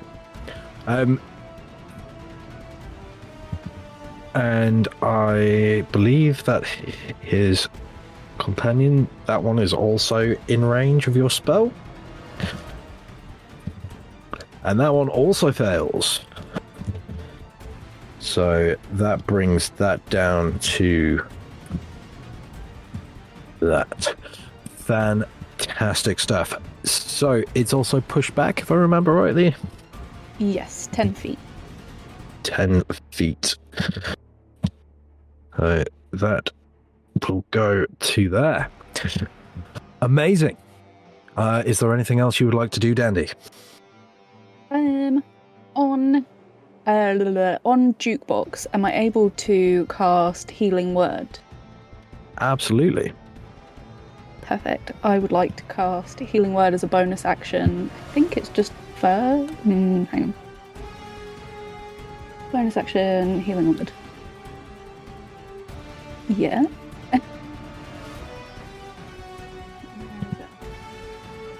And yeah, I'd like to cast Healing Word. I'm assuming it's still leveled, so level 1. First level? I'm going to look to my DM companion here. Am I right in thinking it's a leveled spell and a cantrip? That's the ruling. Yes, it is. Yeah. So unfortunately, You I'm can't. going to have to take a step back and say, unfortunately, you can't cast Healing Word this turn. Just because, like you mentioned, it is a leveled spell. Sorry, I'm dusting off the DM brain here. But he looks immobilized. He's not going anywhere. So We even hope. as a bonus action, because I have Healing Word as a bonus action. Yeah, Yes. you can use one leveled spell, and then if you do that, you need to use a cantrip. You can't use 2 spells in the same round. So Got if you you. cast a cantrip as your action, you could have cast it. Okay, cool. It's a very Got you. niche Okay. rule. Yeah. Scratch that. I don't do that. Cool. That's me then. I'll stay where I am. All good. Okay, so next up we have the snow golem, who sees Snowlam. the snowlim. Love it. The snowlim, and it is going to make a beeline for the other 2 across the room, very slowly, apparently. And it gets to there, and you see its hand raise up, and as it does towards Khan, you see a snowball flying towards you. Hey, that's my thing. Does a 16 hit? Yes, unfortunately. So on a 16, you watch as this snowball comes whirling towards your face, and you get clattered in the face with a snowball. You are the luckiest man ever. As this snowball collides, you feel the icy half of your Dragonborn form jump into action for the first time tonight. And you feel the snowball collide, and as it does, it just smears across your face. Amazing. Probably worth sharing now, but I roll a d6 every time I breathe my breath or take fire or cold damage to see if I'm resistant to fire or cold damage at that moment. And so far, every time I've wanted fire, I've got it. Every time I've wanted ice, I've got it. Yeah. I am the luckiest man You are a alive. very lucky little I was going to say dragon right now. you need to put the lottery on. Yeah. Jukebox, why didn't you hit that one? You just That's hear. a- that's a- hear. Friends don't hurt friends. They should have hurt enemies. And with that, it is the next Snowlim's turn, who is also going to move 10 feet, and sees another enemy, and is also going to launch a snowball. Partridge, does a Reaction. 13 hit? 13 is my armor class. Okay, and what's your And- reaction? My reaction is absorb elements. So, Hey, that's my thing. as the fire snowball comes towards me, I will have that extra 1d6 for my melee attack, and I have resistance to the triggering damage type. Okay, the spell captures some of the incoming energy, lessening its effect on you and storing it for your next melee attack. You have resistance to the triggering damage type until the start of your next turn. Also, the first time you hit with a melee attack on your next turn, the target takes 1 extra d6 of the triggering type and the spell ends. It doesn't say anything about reducing the damage. Resistance, half damage. Oh, okay. So you take 6 points of cold damage then. Okay. Perfect. Amazing. So next up, it is your turn, Partridge. So, having just triggered this absorb elements, I'm going to pull out my my swords. I'm going to walk up to this one, and with my bow now slung over my shoulder as part of my bonus action to put it away and draw my swords, I am going to attack it twice. So the first hit will have the additional triggering damage on it if it hits. If not, not to worry. So does a sure, 22? cold damage doesn't heal them. Yes, that one. That is. That definitely hits. Roll for damage. That is a total of 8 piercing damage plus the damage dealt that I rolled, Plus the 1d6. which is the 1d6. I will do that here. And 4 points of cold damage. So it does 4 points of damage total.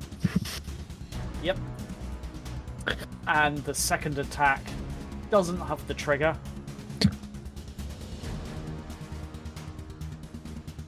Okay.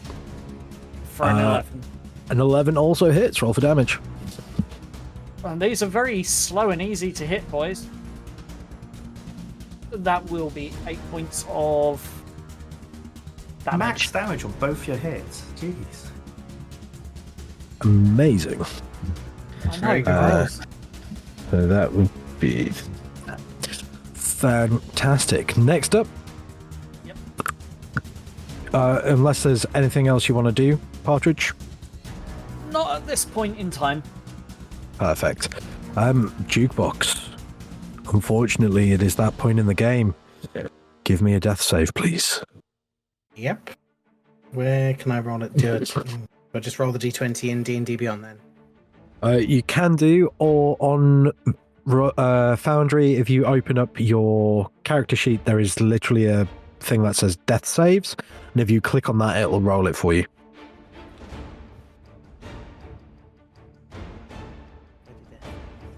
I don't know. I'll just go with what I know for the time being. Underneath your bardic inspiration. Oh, yes. Oof. And with that, your circuitry is starting to kick back in. You're trying to reboot. You're not quite there yet, but at least you're not on the wrong side of dying. And with that, Khan, you're up. Khan is seeing a problem in that most of his spells do ice damage.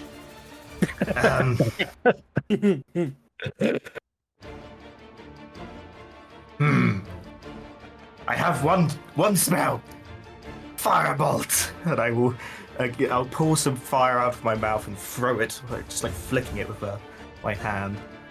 Amazing. Okay. And that will be a 24 to it. It's the nearest snow That- I was going for. Oh, are you going for the snow golem? Yeah, this guy, just here. I The one thought that you were hit me, going. obviously. I thought you were going to go for the ice No. elemental, but I'm going for the one that hurt me. Snow- That ice elemental isn't a threat. I burnt the shit out of it. It hasn't hurt me.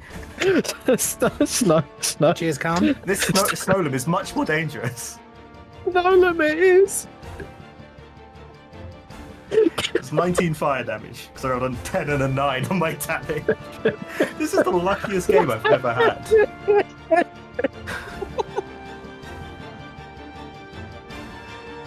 Oh my god! I think I broke the DM, guys. I think we've broken the DM. Give me a minute. Basically, just take a hairdryer to the snowman, haven't you? Or maybe more of a flamethrower to the snowman. There's one powerful hairdryer, yeah. You throw It's a Dyson. Ooh, you throw this firebolt towards the least threatening thing on this map, and you Not to me. obliterate it where it stands. Yeah, this snowlam is no more. It just melts into a puddle. It was only a cantrip. It's not like I've thrown away something powerful. It's just It was a the reasonable assessment. the almost max damage roll. Yeah. Oh, amazing. Could have saved the Duke box, but no.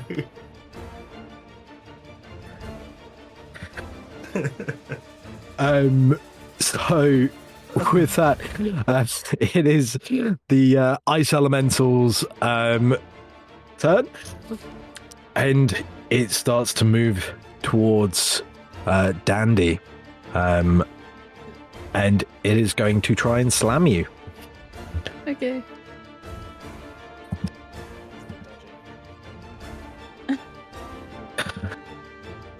That's a 21 to hit. Yeah, that'll do it.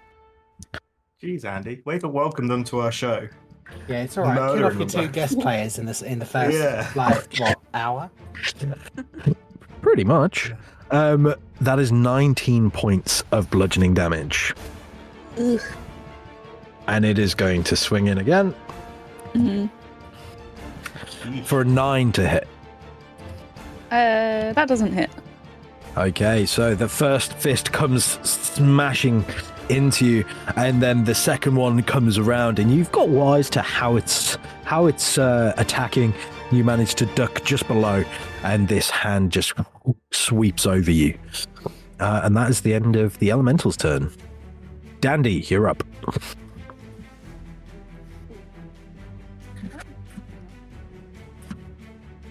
Cool. I am going to cast. So now I know the thing about the cantrips. I'm going to cast Thunderclap, which is a cantrip, at the dude, the ice elemental, which The is ice elemental. That dude right there. that is the one. And it's a con save on that one. Constitution save. Can you pop that in chat again? Just do what you did last time. Oh, That? no. I think I rolled my Probably damage. no damage. Yeah, there you go. Unfortunately, you are right. That is no damage. It rolled a dirty 20 on its Constitution save. Damn it. Ooh, Okay. that was such a good damage roll as well. Damn it. Cool, but then I'm going to use my bonus action, cast Healing Word on Jukebox. Okay, go ahead. Our favourite joke machine. Hey. So, Jukebox, you feel a magical energy wrap around you. Dandy, what do you say to heal Jukebox? I'm just going to look at him, and again, that same look of disdain from one eye, and just get up, you hunk of metal. And as you hear those warm, endearing words, Jukebox, the magical energy inside you reverberates. And if you remember the Windows 95 startup music, that emanates from you. And as it does, you regain 8 points of healing. For what Jukebox is just pulling himself. Can I get up yet, or do I have to? No, am I you still have to- prone? I'm You're still aren't I? prone. You're waiting for your turn, which won't be long. Dandy, is there anything else you would like to do? Nope, that's it. I'm going to stay where I am. That's me done. Okay, so next would be the dead Snowlim, but it is not the dead Snowlim. It is the Yeah, I got that. alive Snowlim. The Snowlim is going to attack Partridge with a slam attack. First Okay. attack is a 22 to hit. Well, yeah, I Is this think that DM? hits. That is 10 points of bludgeoning with 2 points of cold, which I think that you're still resistant to, if I remember rightly. So until your Yep. next turn. So you take 9 points of damage from his first attack. His second attack is a 10 to hit, which I think misses. That misses.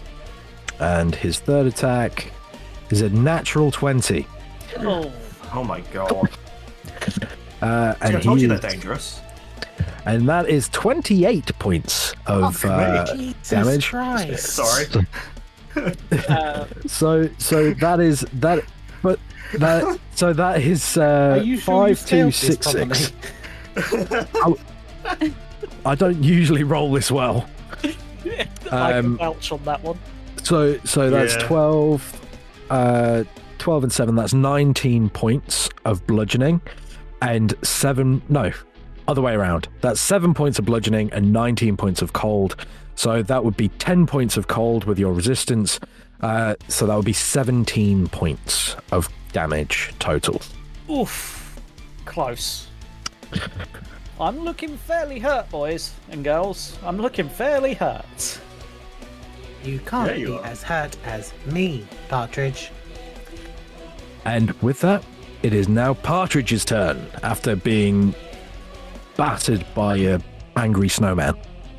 Well, my first action is to look at myself, and then at second level, I am going to, as my action, Cure Wounds. Good call. That is 8 points of healing. Was that cast at second level? No. Second level, when you cast this second level, increases by 1d8. How many? I can't see how many dice were rolled. Only one. It was just one. So Oh yeah, that is 5 plus 3. 16 points of healing. Did you roll 8 for both? Yes. No, you rolled a 5 for the first one, 1d8 plus 3. But, because it's plus your spellcaster modifier, so it's 16. Yep. So I heal myself up for 16 points. Can I bonus action anything?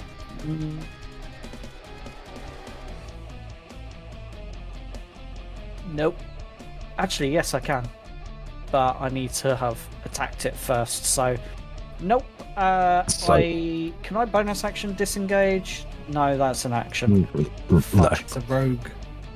Yeah. I'm not Okie rogue. dokie. I'm going to take the risk, and I'm going to take a walk backwards. And as you walk backwards, it's a 13 to hit. AC 13. So that is going to be 12 points of bludgeoning, which is 4 points of bludgeoning and 6 points of cold. So 7 points total. And your resistance ends. Yes, it does. Okay. But I'm out of there. Okay. Deal with that one the way you did the last one, please. Thanks. As I'm retreating. Right. That brings us to Jukebox. You are prone, but you are alive. You still have the ice elemental next to you. What are you doing? Oh dear. Well, Jukebox is going to stand up and seeing what he's dealing with and looking down at his rather battered and scorched body, he's going to cast Healing Word at second level as a bonus action on himself. Perfect. Just trying to do it in your thing.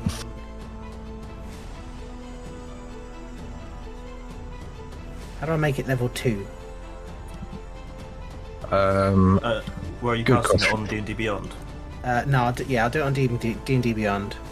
Yeah, that's D&D fine. Beyond, it will just be in the second level Yeah. section. So that's 10 points of healing, That's 13 points of healing total. 13 points of healing, Nice. and then I am going to, as my main action, I'm going to cast Vicious Mockery at the Snow Golem, and I'm going to say, you look as bad. You look so bad, you give others points of exhaustion automatically.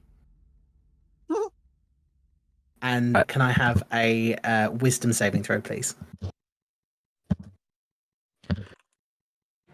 That is a 2. Oh, then he fails. Can I... There it is. Please roll better than I did last time. Yes, no, I didn't roll. Wait, I did roll 2 again. No, I didn't. 6. 6. This is very confusing that it's rolling 2 at the same time now. Yeah, I don't know what's going yeah, on. don't know why it's doing don't know that. what's happening with the critical, but thankfully it just breaks it out for me so I can see it. It's fine. good. Yeah, 6 points of psychic damage, please. So, if you've ever seen a frumpy lump of snow look sad, you've made the lumpy pile of snow look sad. And That's then it what you regains get. its composure. Oh dear. Okay. Are you doing anything else? There's nothing else I can do, no. Fantastic. In which case, Khan, you're up. What's that point of exhaustion? What does that mean? Scratch my head for a moment. Oh yeah.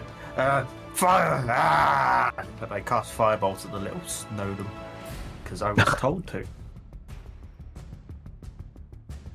Oh, that's only 11 to hit this time. That hits. Roll for damage. Hey! That's 11 damage as well. And that was fire damage, wasn't it? Yes. Fantastic.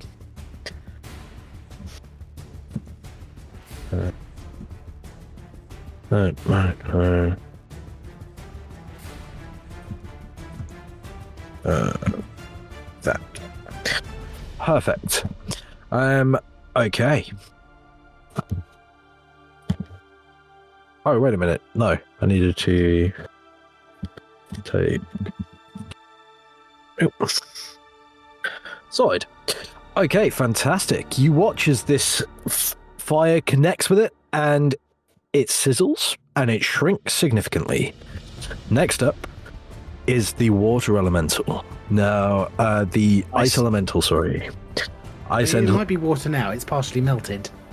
It's definitely a mixture of the two. Slash elemental. Looking at the success from last round, it is going to try a slam attack against Dandy. Oh, okay. That's a 9 to hit. No, doesn't hit. She's wily, that one. 15 to hit. That one does hit. Oh, not that wily. You take 8 points of bludgeoning. Ooh, okay. And that is going to be the end of its turn. Next, Dandy. Cool. I am going to again use my bonus action to cast Healing Word on myself.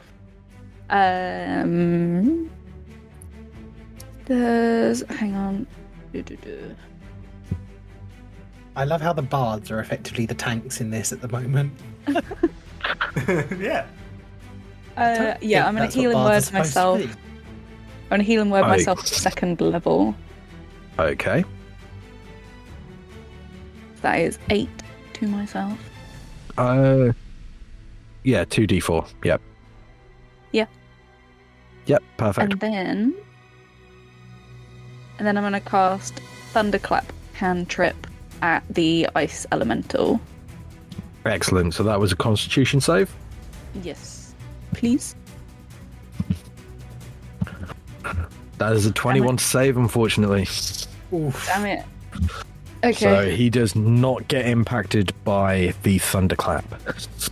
Okay. After Dandy, we have Snowlam 2. Snowlam 2 is going to move up his 10 feet. And he is going to launch a snowball at the Dragon Ball, who just firebolted the crap out of him. Bring it on. I love the cold. 16 to hit. That hits. Okay, give me a 1d6, and that is 7 points of cold. No, my first these- failure. The streak ends, and you get hit with 7 points of cold damage as your icy wines do not come to your aid this time. Why does that hurt so much? You just hear Dukebox going, ah, ah, ah. Get some. Amazing. Okay, so next in the line of combat is Partridge. So Partridge is going to be looking at all the different targets in the room. And as he does so, he sees the ice elemental. He's going to make sure that he's got his bow out, and he's just going to have the single shot because he won't have his bonus action as he's using it to switch weapon. So, Yep, no problem. Don't forget, you've also got Hunter's Mark damage as well if you hit. Yes, I have. So, on that note, longbow with a 21 to hit. That hits, roll for damage. That'll be an 8 plus my Hunter's Mark, which is 1d6. So 8, 9, 10, 11 points of damage. So on 11 points of damage, this arrow flies across and hits the ice elemental, and you watch as it just sinks into the puddle. It looks like it's potentially done something, but how much of something, you do not know. Is that the end of your turn? Other than to back up one more square, yes. I'll back Okay. up 5 feet. So, Jukebox, what are you doing?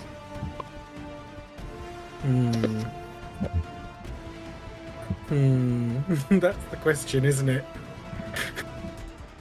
What does Jukebox do in this situation?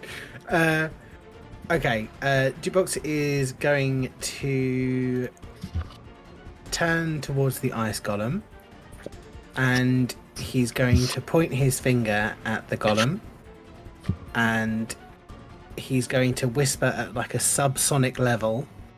The ice elemental or the snow golem? Sorry, the ice elemental. Okay, perfect. He's going to say, I don't know, this will be your doom. And he's going to cast Dissonant Whispers at a first level. Okay, first can I level have, Dissonant Whispers. Wisdom saving throw, please. I'm kind of hoping that he's going to continue to fail his wisdom saving throws like he has every time that I've insulted him. So that's a 13. He failed again. Yes. Okay, can you pop Dissonant Whispers into the chat for me so I know what it does? Yes, I can. Is that how I do it? So if you click the D20 or the First level spell. icon, yeah, there you go. You whisper distant melody that one can hear on a field save 3d6 psychic and must immediately use its reaction if available. The creature doesn't move into, obviously, such as on a successful save, it doesn't have to move away. Okay, fantastic. In which case, give me 3d6 damage. That's a 9. Please. So, looking at it, you watch as its icy form shudders and water is just streaming off it. It is looking incredibly hurt. Is it going to move? Is it going to move away from me because it failed? Is that what it has to do? Yeah. Okay. So, Does that trigger an opportunity attack? it will do. Yes, and So- if that is the case, can I... Both Dandy and Jukebox can take a attack of opportunity. Nice. Is that all its movement? 30 foot. So that's what, 10? It'll go there and there.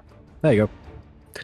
So can I use my reaction to just hit it with a rapier? Absolutely. It's an 18. I mean that'll hit. Oh, good. So roll for then- damage. Why is it green again? I have no idea. I got... Max damage. So as this elemental runs towards Khan, realizes probably not the best direction to go, it changes direction, and as it does, you rip out your rapier and you slice through its icy form with a flourish. And as it slices through this ice elemental, you watch as its form just falls into a pool of water by you. The Snowlam also seems to just dissipate in front of you. The life clearly linked to the ice elemental in some way, and you watch as its form just falls apart before your very eyes. And as it does, you see another of these dark blue balls clatter against the ice, and that is the end of combat. Yay! Hooray! We survived! Jukebox is just gonna kind of put his rapier in the crease of his arm and just kind of wipe off any icy gore that's left on there, and just sheath his rapier back and go, "That is how it's done." Good job, Jukebox. He's going to turn to Khan, and even though he can't express facial emotions, you know he's making the exact same face that Dandy makes, and he's just going to copy what Dandy has taught him to do and flip him the bird. Amazing. Excellent. And with that, Yes, And thank we- you for your honor, just like Dandy gives me all the time. Shove And- your honor, you scaly lizard. and with that, you hear a familiar voice once more cackle, and she goes, No, my elemental. Well, makes no difference. Away with you. and you watch as she spins her hand above the snow globe, and you are ripped from this room and deposited once more into the crossroads. And that is where we're going to take a quick 5-minute break. So if you need to use your facilities, please do so now. And we are going to do a quick chat over some of the character submissions that we got for this event.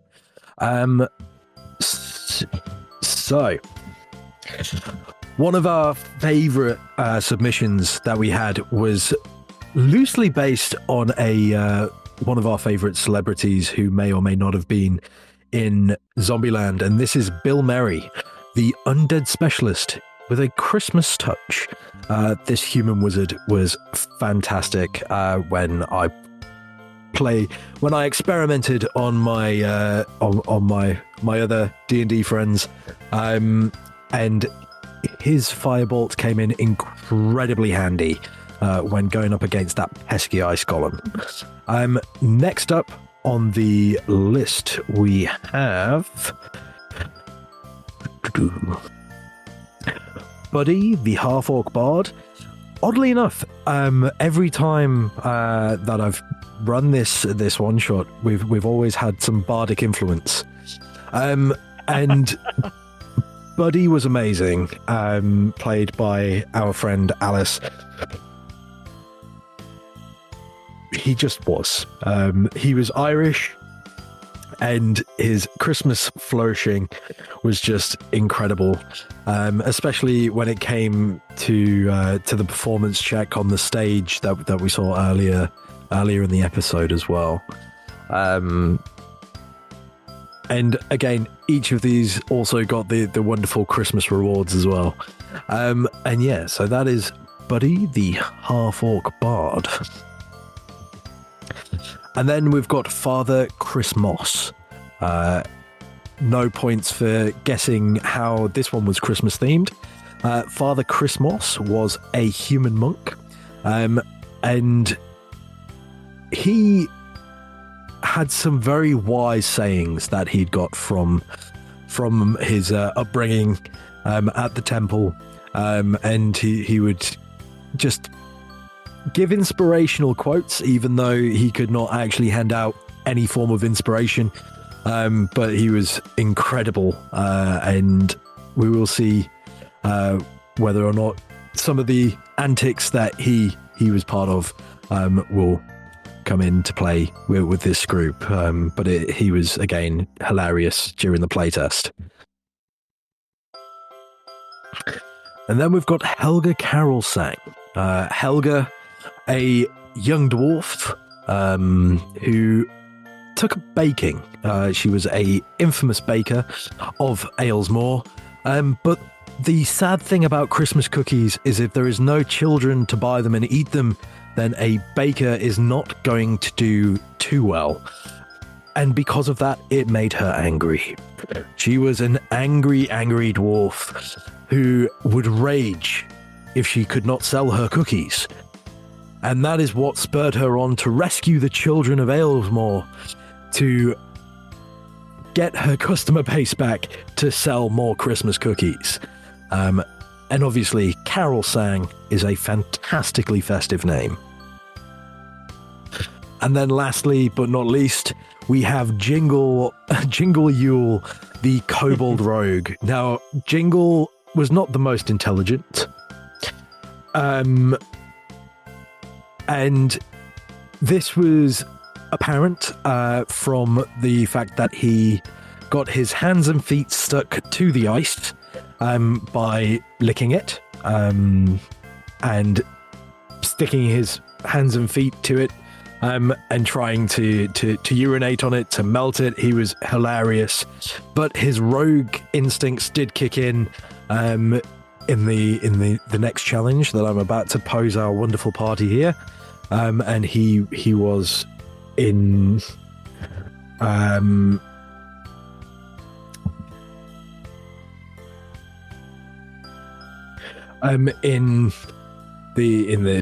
in the game. He was absolutely fantastic, and I don't think I'll ever forget his voice. Unfortunately, I can't do it. It was kind of like this, except less Kermit the Frog. But yeah, Jingle was absolutely amazing, and he was just hilarious. So massive shout out to everyone who I experimented on. Thank you very much for playing this with me, and you said you had fun, so I'm gonna go with that. And I'm hoping that everyone here tonight is also having fun as well so far. I'm terrified. I'm bloody terrified. I've died. Well, I went unconscious. I'm taking control of my body. I'm no longer in control. Oh dear. And with that, is everybody back? I will Yes. be in 1 minute. Fantastic. Sorry, that combat kind of overran a little bit, just due to the I nature of wonder D&D combat. Almost like the- someone's just been a ball of manic chaos tonight. We did warn you. We are us RFI people, our Roll for Imagination people, are a bit chaotic. Oh but no, it's entirely me. I was going to say the problem was that ice elemental was so close to death, and I thought we were going to get a firebolt out of Khan towards the ice elemental, but he targeted the Snowlim instead. So therefore extended the rest of the combat for another like Well, 10, I 15 didn't know, minutes. did I? I And know, that's but the one that hurt me. but that's why it broke me, because I was like, oh, okay, so this is where it's going to kind of chop and change a bit. You're like, no, the little ice monster who doesn't really do too much. It I'm going- hurt me.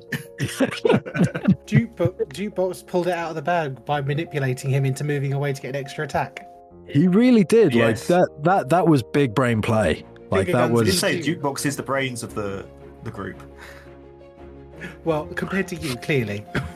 It's got his database. Even though he's lost all of his memories as a soldier, that natural instinct is still in there, Yeah, somewhere. deep Yeah, down God. in the trauma.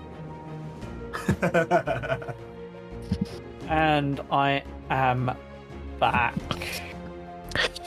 Fantastic. So, just because I'm acutely aware that time is ticking on, we are going to jump straight back in. So, after your combat with the snow golem had completed, the magical wisps swirl around you and bring you back to the crossroads, where you are deposited once more. I'm a bit tired. Can we sit down for a bit? Agree. Hi, Ed. Myself and Dandy are a bit broken and busted, I think. Yeah, is me the too. right word? A little I got bit, hit a lot in yeah. that fight. It definitely hurt a little bit. Yeah, the little ones kept hitting me. Oh dear, that is such a shame. They didn't hit harder. No, they didn't hit harder. You're right. So, as you are deposited back into the crossroads, as you look around, there is a backpack in the center of the room. Now, this backpack is iced over. It is completely frozen, but it looks to be a recent addition. All the same. I will head over and investigate the backpack. You find a very frozen backpack. I will investigate the contents of the backpack. Because the backpack is frozen, you cannot open it. Is it like in a hunk of ice, or is the backpack itself just frozen stiff? It's a bit of both. So it is definitely has a solid casing of ice, and because of that, you assume it is frozen stiff. Yeah. Step back, Partridge. I'll deal with this. This is my specialty. No, I temperature. don't think no, Calm. blasting it with a Do not- fireball is do a not good idea. If I was going to do that, Jukebox is going to pick it up himself, and he's just going to do an unarmored strike with his metal fist into the ice to try and break the ice up. Okay, give me we'll go with just a strength check, I think. Strength? Yeah, it's not exactly gonna be able to run away or dodge.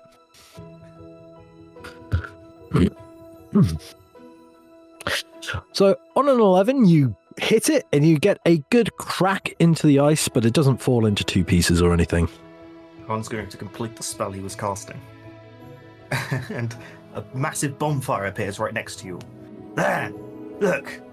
Melt it! Okay. Thank God. What do you think I was going to do? I was expecting you to blow me to Kingdom Come again. There was an accident. A likely I'm sorry, story. I'm sorry, Jukebox. I'm sorry. And Jukebox is gonna hook the backpack. I'm assuming maybe did I get like a strap or the handle on the top free? Yeah, sure. Can I just hook I'll it over allow the edge of my rapier and kind of just hold it over the fire like I'm roasting a marshmallow?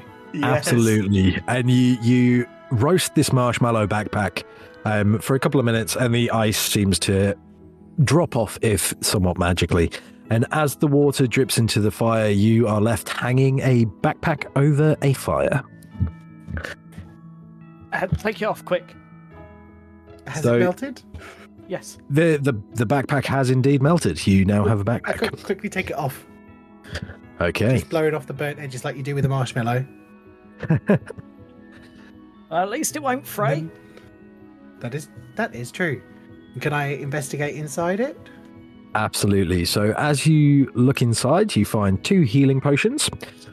You find a festive sparkly tree garland. You find 2 pieces of headwear. They are red in colour. They have a white fake fur lining. That's the one I was going for. And a bubble on the end of them. And in the base of this bag as well is another blue orb. I look over Is at the Dandy. most- Dandy, do you recognize this orb?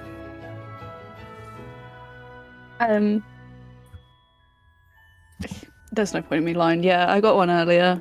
I took one from the tree from the stage, and I'll pull it out of like either the inside of my jacket or wherever I put it in my pocket somewhere, and I'll pull it out and show them. Okay, you show her you show the group the orb, and they do look very, very similar. You see, How interesting. I didn't say anything, but I did observe you taking that earlier. Yeah, well, it was there. It didn't have anyone's name on it. No one wanted it. It's mine now. Dee is going through her rebellious stage. She does like to take things that aren't necessarily hers. That seems fine. She found it. She keeps it. And Yeah, technically, the Snow Witch did take us. So, Yeah, it's payback. yeah, just a little bit. Is true. Yeah, it's like that saying, quid snow row. I was thinking more an eye for an eye and the whole world is snowblind. What? Never mind. This tinsel. Honestly, I don't know how Jukebox has dealt with Khan and Mother Adventuring for so long. The tinsel that's We're in the actually bottom. good friends. Sure. It's because So- Khan every now and then gives you a gift like that little. The thing I smashed into my face. Yeah. Candy cane. And you're like, oh, he's not so bad. Better be an expensive gift next time. The tinsel stuff. What's that? So as you look at it, it is exactly that. It looks like tinsel. Can I? Because obviously a lot of my tinsel and my ornaments have now broken and burned that are Oh, are you still around me like a. Oh yes, please do. Does So that do anything? Do I have to roll a saving throw? as you put the tinsel around, you feel yourself invigorated, and you feel that this actually gives you a +1 to charisma. To your charisma I'm modifier. feeling very holly jolly. Can call me Tinsel Tits. I got that one. I'm sorry. I know it has to be PC, but I'm so sorry that one had to go in there. That's right. That's absolutely a-okay. Looks good on you. Looks good on you, Jukebox. Why, thank you. Who wants a hat? Who's going to pull out the 2 Christmas hats? I will Sure. try one on.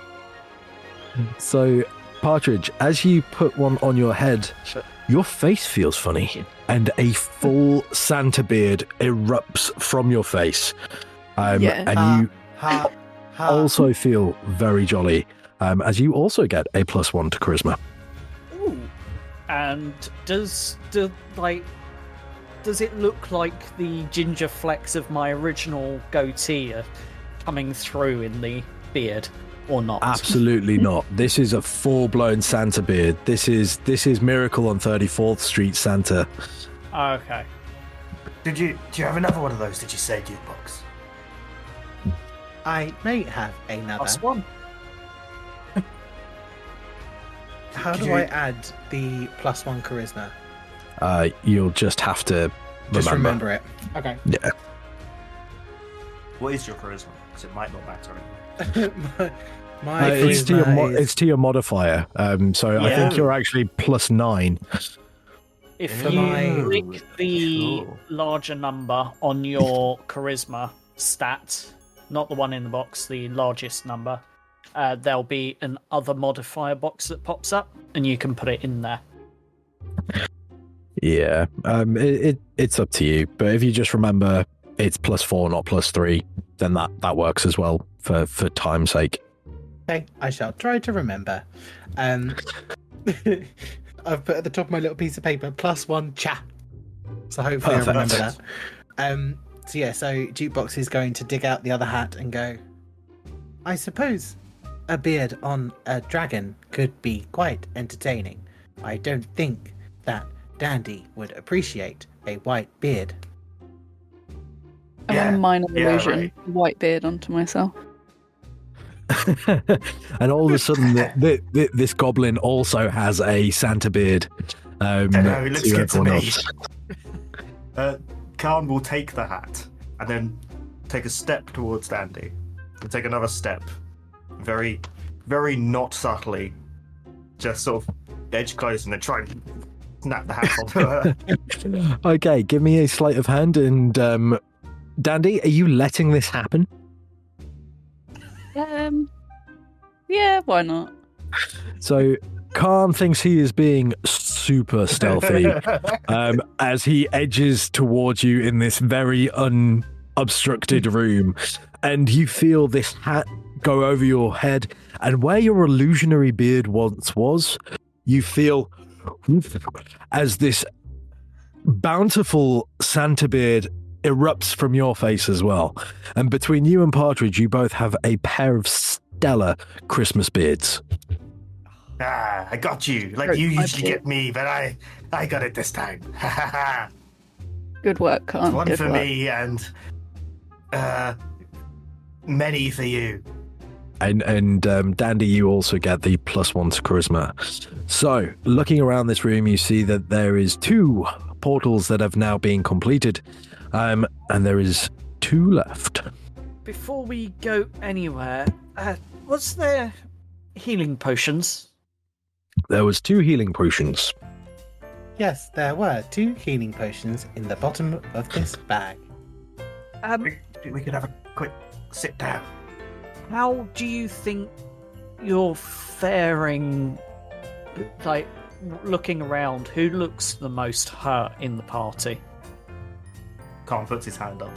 I'm fairly certain that Dandy is currently the one with the lowest amount of, how do you say, health? Health. Well, she does Yeah, look pretty beat I'm a up. little rough. I'm a little rough. Next, according to my medical assessment scans, would be Partridge, then Khan, then myself. Well, They told you I got hit more than you. Khan, I healed myself, and Dandy helped me. I suggest we take a short break. Yeah. Okay.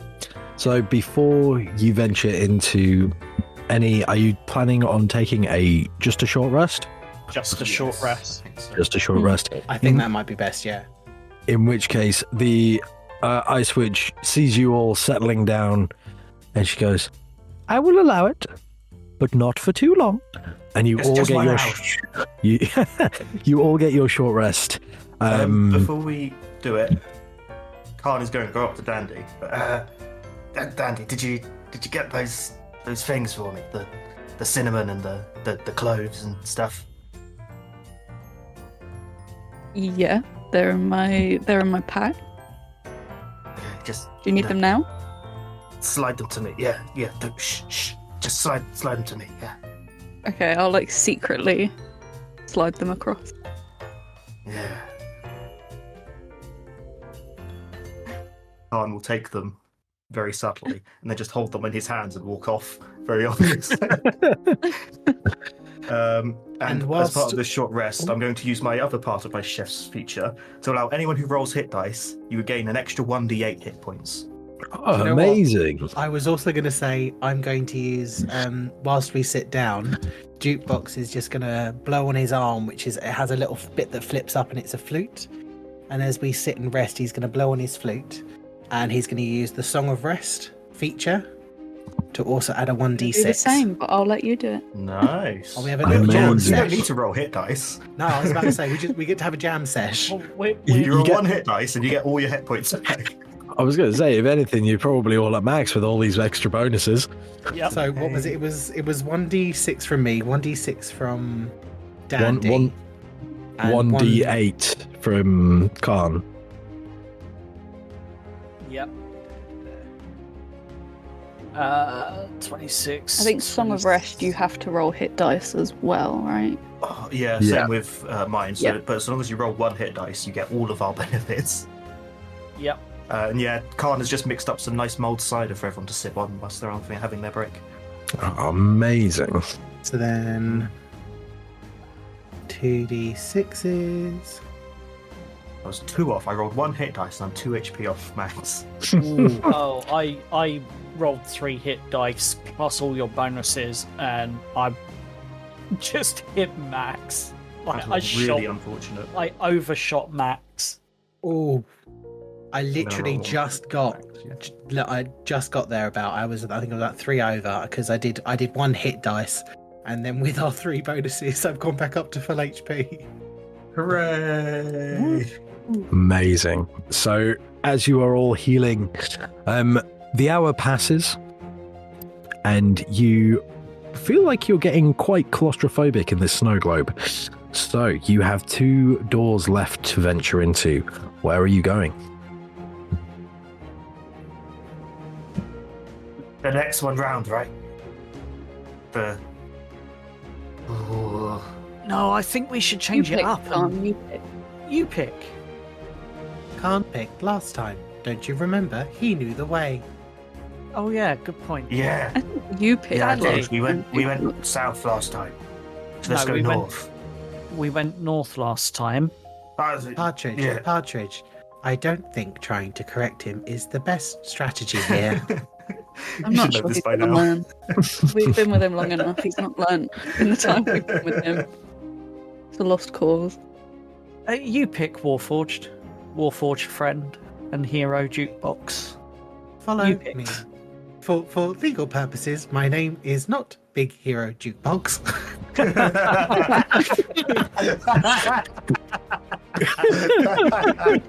That's your best joke yet. I know, right? Jukebox is going to pick himself up, dust off the snow, readjust his new tinsel scarf, and he's going to head to the south cave. Okay. So, as you venture south, you find yourselves stood in front of what appears to be a floating ice rink. Down both sides, you see there are gaps filled with what appears to be stones and rocks. That looks like it'll be a very bad time if it hits, if you were to fall into it. Looking down the ice itself, you see that there appears to be various holes in the walls that seem to be quite spread out. And looking at this, you can almost see what appears to be a 5x5 grid. Just for ease, I will do some loose illustration. Little hashes. Yeah. There we go. So hopefully you can see where the squares are now. So each 4 of these squares equals 1 square that you can see on the board. As you walk into this room, those of a magical nature feel somewhat exhausted. You feel as if your magical energy is zapped. And as you look across the room, you see that there is an orb just stood glowing on the other side. And then to the off to the right hand side, you can see that there appears to be a chest, and glowing in the front of this chest appears to be another dark blue orb. The orb is the same as the other 2, correct? Yep. Looks like it.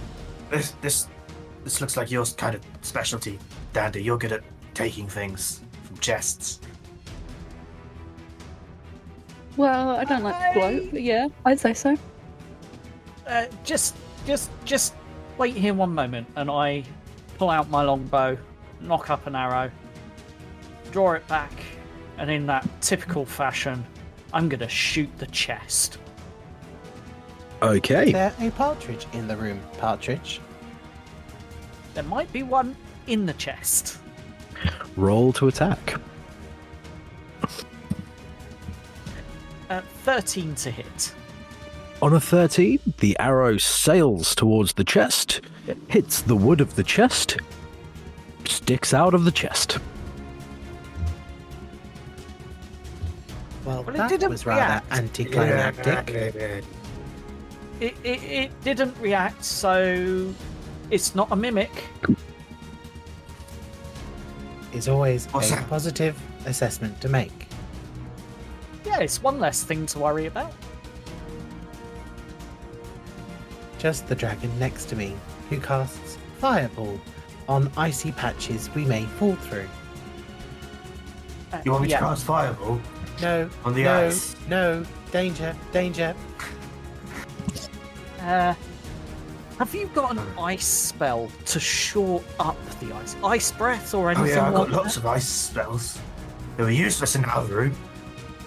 Well, they might help shore up any loose, cracked ice here. I'm thinking it might help our case. Although, and looking around the room, is there actually a path around the outside of this room to the chest? No. There isn't. Ah, bother. It was worth a try. of interest I for don't- my fellow Arcana users. Do you feel slightly drained magic-wise? What's an arcana? Bloody It's- lizard.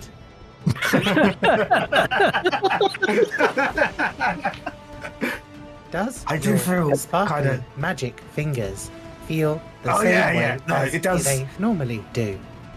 No, yeah, you're right. It's not usually just comes, and so now it's not just coming. I'm having to work harder. Phrasing. What? And at that, Jukebox is going to cast Minor Illusion above Khan, just for some, and just put the word phrasing above him in neon letters and see if that works. So as you try Signature to move. as you try to cast minor illusion, as expected, you are unable to. The magic doesn't seem to follow your instruction. Doesn't seem to do anything. Why don't we try and talk to the chest? I'll leave that to you. Go ahead. Wait. It's over there. That sounds like a you problem, Khan. I had a thing. I thought I could help, Khan? but I can't cast magic. Khan, you have always been Yeah. the most nimblest and bluntest of us all. We follow in your footsteps upon the ice. And I'm just gonna put my Jukebox is just gonna put his hand in front of Dandy, who was originally getting ready to go on the ice, just kind of blocking her from walking forward just for a minute. I'll Hang just on, hang silently on now. nod. No, I'm going to start wandering around not on the ice, the bit where we are. I'm going to try and find somewhere I don't feel so magically drained and see if there's anywhere I can cast the spell. Unfortunately, Like, there is Holding my zero finger up as if placed. that helps. There is nothing in this room that is currently magically enabled. How far away is that orb, Partridge? I would estimate it being about 80 or so feet. Do you want me to try and shoot it? It may be worthwhile. It's the only other thing we can see here that may cause issues with magic. As a point of order, these squares aren't 5 foot. Oh. What's the distance? 105. Oh, that's fine. I can still shoot it. Loose an arrow at it. It's not a partridge, though. Is that going to be a That- problem? Oh, Imagine that it thing you is a did to make partridge. it look like one. On a non-natural 20, this arrow sails towards the orb. Roll for damage. Oh wait, magic doesn't work. On a 1, on a 3 Jesus. total piercing damage, you watch as this arrow sails magnificently through the air and does the equivalent of a tiny scratch. Oh, here, let me have a go. I have a crossbow. I can help. I'm not sure whether the orb is going to be the problem because I've been carrying one since the beginning and we've been able to use magic. Is So a I different don't orb, think- Dandy. The orb we It looks are the firing same, at no? is the green one. The blue one is in the treasure chest. Ignore me. Dandy didn't say anything. Dandy is, in fact, silent. Okay. No, I think you're Dandy. right. No, Dandy's right. You're only looking That through makes sense. one eye. Dandy, right? Dandy's perception's off. She's not 100% sure where she's looking. Whilst She they're, was, she was too busy tuning a non-electric guitar. whilst they're talking, I'm going to take Hairspray, my my friend. second attack that I get as that bonus action in that turn and loosen Khan's up going the to arrow. shoot his little crossbow as well. Okay, roll to attack. So on a 14, the arrow hits the orb, ricochets off. And on a natural 1, you fire your crossbow and you I rolled 10. magnificently manage to get your crossbow bolt stuck in the stone wall behind the orb. I throw the crossbow at it. Roll improvised weapon. I want to know if he could successfully throw something. Be a strength check for a throw, I guess. A 105 foot throw. 5. On a 5, you throw the crossbow, and as you throw it, you watch as it skids across the ice, and as it hits here, you watch as this square rises up and it falls into the rocky crevasse next to it. Oh. Interesting. So, this looks fun. I'm gonna... Well, Jukebox is just gonna kind of tap his foot on the first block of ice in front of them, effectively. Does that trigger anything? Nothing happens. It's gonna take a tentative step forward. Yep, you can indeed. So, the way that I've built this map is that multiple people can stand in the 4 squares that make up one square. Mm-hmm. So you can absolutely stand in that first square and nothing happens. And can I move forward to the second square? You can indeed. Nothing happens. And I'm going to turn to the square on the right. I'm not going to walk onto the square. I'm going to poke it with my finger.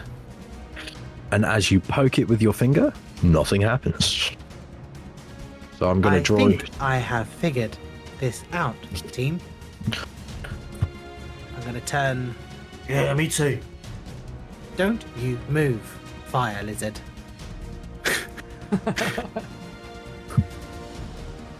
I'm going to... So, the block to the north, can I tap it with my finger? You can tap it with your finger. And as you do so, I want you to give me a dexterity saving throw at advantage. Okay, let's go. Dexterity.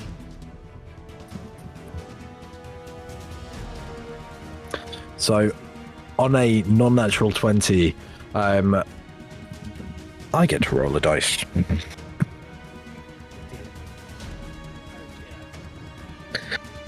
So, thankfully, you take 0 damage. But as you place your hand on this square, you hear what sounds like the ice open up in the wall, and as it does so, I've just realized I've drawn that wrong. I'll fix that in a second. As you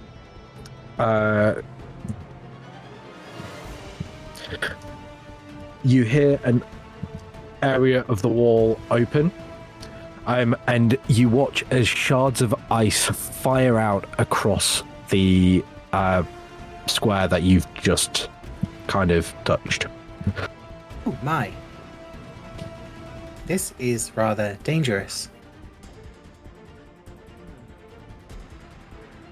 The one heading east, can I tap that? So there. Can absolutely. I double click? You can double click. Hold. I can see that. So yep, you tap the ice, and you find that it doesn't do anything. There is no reaction. Starting to get a headache It's from the taking too anxiety. long. Khan's going to grab a crowbar out of his pack and just skim it across the ice to the east.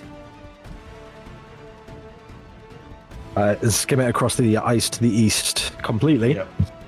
Yeah, just see if it stops when it stops. Find out how far it goes. So as you skim your crossbow, crowbar.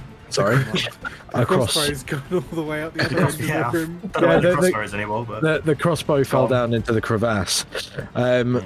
So as you slide it across, 1, 2, 3, As it hits here, I need both Khan and Jukebox to make a dexterity save, please. You sure? I am. So, Jukebox, hearing the noise before, you gather your wits quite quickly, and shards of ice once again fire down the line that you are currently standing, not the one that you had tested before. Khan, you get pierced with 1d6 worth of cold damage. 3 points of cold, so if you would like to give me 1d6, please. It's only 1 point? 1 point of cold damage as you get pierced with some ice. Yeah. That's Do nothing. you know what, Khan? You go ahead. I'll watch from here. And Yeah, I all can right. help from a distance. And Sure. And he's going to take out his crossbow, and I'm going to shoot it. I'm going to shoot it up. So I'm on that square just before that trap went off. Yep. So I want to fire it 2 squares upwards. What, so you're aiming for here? So around here, into this section. This section here, where I'm pinging? Just a bit up more. That That one? one. That So- 4x4 square. Okay, so as you fire that, you watch as the first one here doesn't trigger anything, but then as this one hits, you watch as another trap is triggered. You go, Khan. I've cleared the path. Yeah. Jukebox is just going to stand back and just watch him go. whilst you're standing back and watching him go and Khan's moving up, I'm going to turn to Dandy.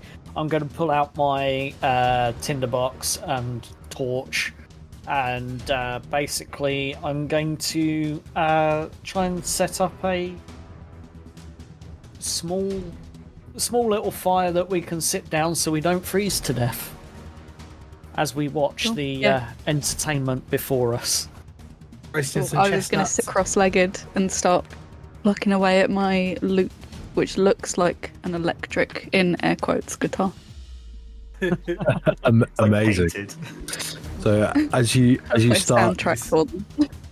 musically, music starts ringing out across this icy chamber. Fantastic. So, Khan and Jukebox. Khan, you reach the end of this route where you know that the traps aren't triggering. Okay. What are you doing? I'm going to lay down facing east. I'm going to appear now, and I'm going to skid it out across to the east, away from me. What, this So way? it's out of my stomach. Yeah. And what are you skidding out? Sorry, A piton. a piton. So as Yeah, a you little piece of metal. as you skid out a piton, you watch as it hits about here, so about here, before another another trap triggers. So could you please give me a dexterity throw at advantage because you are prone?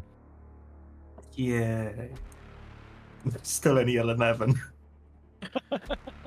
So on an 11, you hear a rumble and you Resistance. watch as the a fireball starts to build and a jet no. of flame shoots No, out run, towards run. you. You shouldn't have rolled resistance before the DM said what it was. Can I roll one of my inspirations as a second attempt at resistance? Or not for a 2. Not for a 2, no. So you take 2 points of fire damage as you're hit I can with live this with that. flame Probably. attack. Box is just going to walk up past the prone lizard onto the safe square that we know there is. I'm just doing And an army shoot. crawl now. What was that? He's got I'm doing an army crawl. Yeah. Love it. And then he's going to shoot his crossbow at the block to the north, just in front. So, as you fire your crossbow to the north, you watch as another trap triggers ahead of you.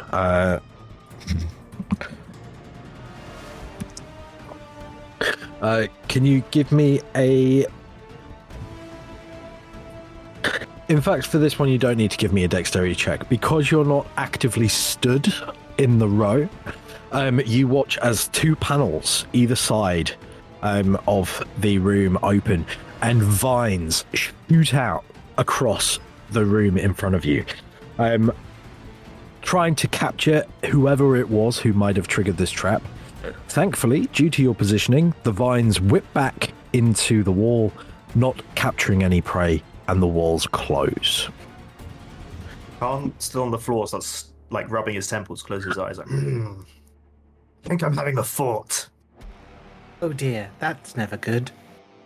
I'm thinking maybe we should stop standing in the lengthways bit when we're hitting a thing. Because they always go that way, never the other way. Your brilliance astounds me, Khan. I don't Yes. know what I would do without you. Yes, Khan is brilliant. And Yes, wise. dear. And clever. Yes, Khan. And Yes. Jukebox is so fighting the urge to just nudge Khan forward. Just a little gentle toe tap. But he's going to resist the urge. Oh, So I'm not that cruel. He's learning how to be human, and he's finally learning frustration. I think he's learned it by now if he's been with Khan for any length of time. whilst So- Dandy is playing her electric guitar lute, I'm going to pull the flute out of my inventory and start playing along. Can both of you give me a performance check, please? Yeah, sure. Let's God, if this lights up a path. 23. So- Oh, and I've got +1 as well from my beard still, so 24. 24. Yeah. So, Dandy, your performance is well rehearsed. It's perfect. It's note for note. Unfortunately, Partridge trying to join in just completely ruins it. Sorry, It's Gonna glare at him. it's passable, I stopped I think. playing. But in comparison, it doesn't have a scratch on you. It's like that primary school kid that can only get one note out on the flute. Yeah, pretty much. corner. The Three the- blind mice. three blind mice, except they can't quite get their fingers over the holes, so it's got that awful whistle to it. But anyway,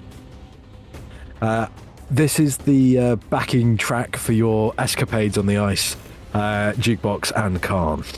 Hey, look, they're playing a looter fluter. Amazing. Oh my god, I love it. Okay, Jukebox is just gonna ha to that.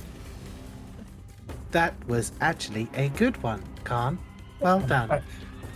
Thank you, Jukebox. That means a lot coming from you. You're a funny man. I am not a man, Khan, and I'm going to shoot my crossbow to the. Just for reference, because we triggered a trap from the block below us, didn't we? And from above, and from the right. So my clue for this is to look at what I've drawn. So the crosses. Okay. So can I shoot my crossbow to the square down? To the Absolutely. So I'm just moving my drawings around now. So you shoot down. What is going on? You shoot down. Nothing happens. south? Gonna look down at Khan and go, well, Commander Khan, are you going to Commando crawl? He's already crawling ahead of you. Wonderful. I've totally got the idea. What the hell have I done there? I've got the idea of you play like singing Mission Impossible as you go. Which we're not going to do because of copyright laws. No, exactly. Yeah. It's Khan, so it's wrong anyway. It's like da da da da da da da da da da da. Amazing. And then I'm staying where I am, but I'm gonna shoot my crossbow to the block to the right of Khan. So that's the game we're playing now, is it? You're like guiding me with crossbow shots. Yes, I am. It's like a mouse in a laboratory maze. Oh dear. With that, Khan, give me a dexterity saving throw. Said not in the same. Ah. 17. On a 17, shards of ice fire across from where the crossbow bolt had not followed the correct path. I'm gonna just keep Khan. going down. I saw your tail hit the other side. And I'm going to follow Fantastic. after him on the safe trail. Yep. Khan's just going for it now to the right as well. And as you go to the right, nothing triggers. Yeah. I'm gonna get a piton out and slide it upwards towards the chest. And you watch as this piton slides all the way with a nice click against the chest. Out of excitement, he gets up. He sort of does that. He goes into the sprinter's crouch for a second and then starts just running down the ice, full pelt towards the chest. And as you do, you get to the chest and you see that there is the blue orb in the middle of it. But you also see another healing potion and a potion of cold resistance in there as well. I don't need this. And 2 more Santa hats. 2 more. I put both on top of each other. Oh, Christ. You Double watch the as this beard erupts, and it's not even just a normal beard. This is like a Gandalf beard at this point. It's Santa beard and then some. You still get the +2 to charisma if you're wearing both hats. Yeah. Excellent. And what are you doing? Should I just leave it? It's a cold resistant potion. We don't need that, right? I'll just leave it Bring here. that back for the rest of the group to use, Khan. Oh, yeah, you're not icy, yeah. Does the Do red you one? want to try throwing something to the left to see if we can reach that orb?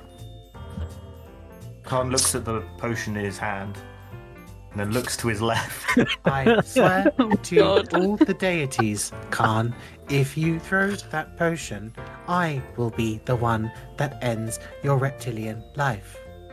You just told me to throw it.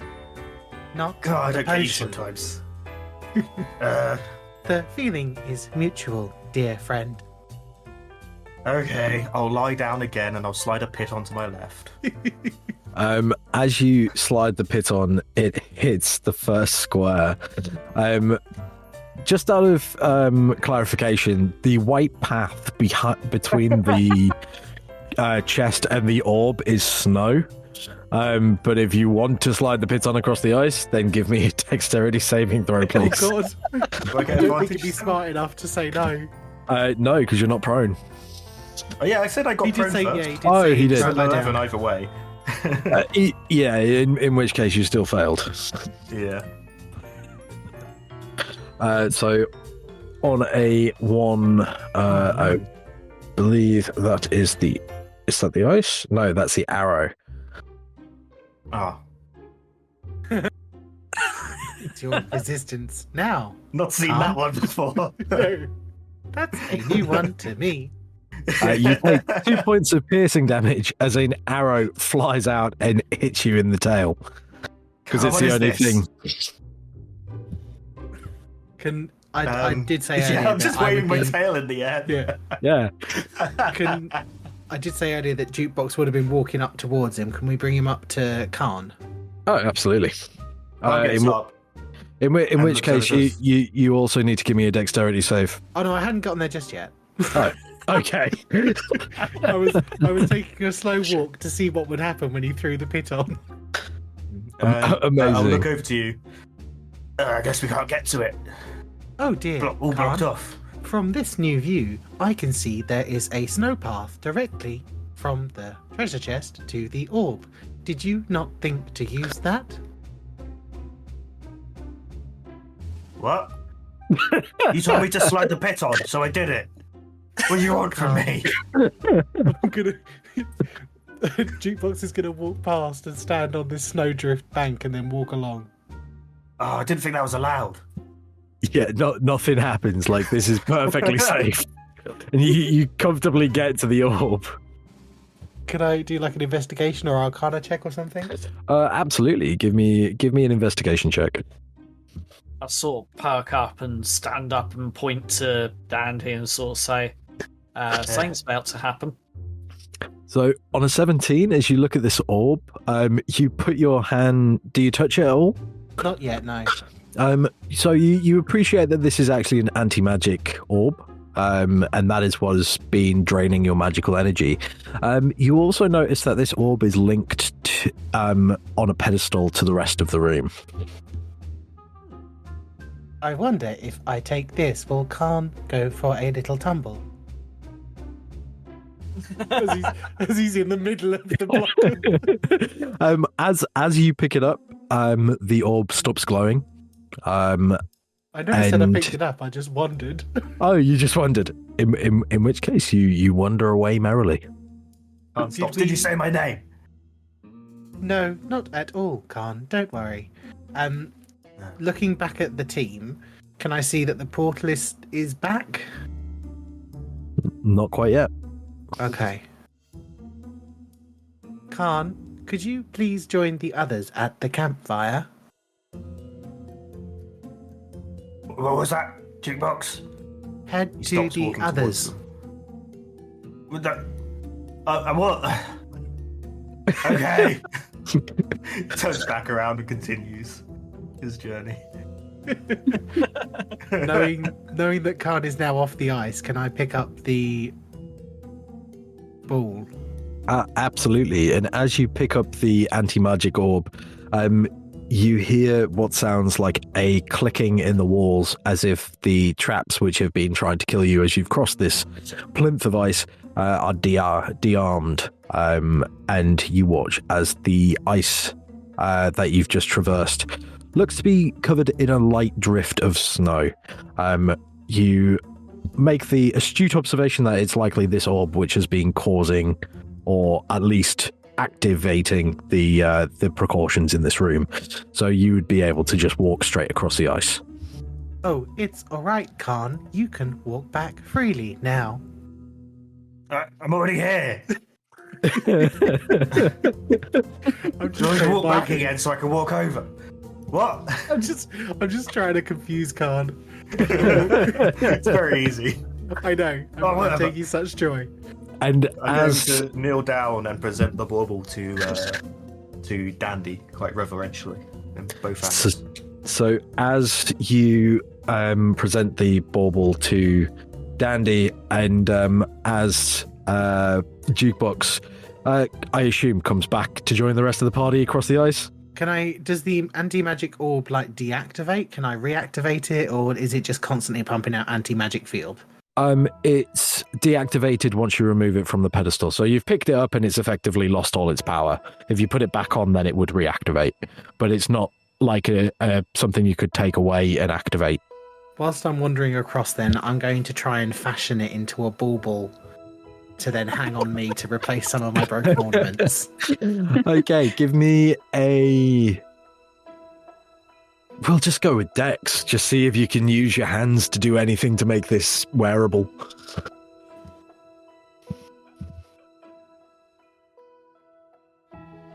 Yeah, 11, I'd say you managed to attach it to yourself. It's rather bulbous. It's kind of unsightly. It's not very Christmassy. But yeah, you managed to hang it.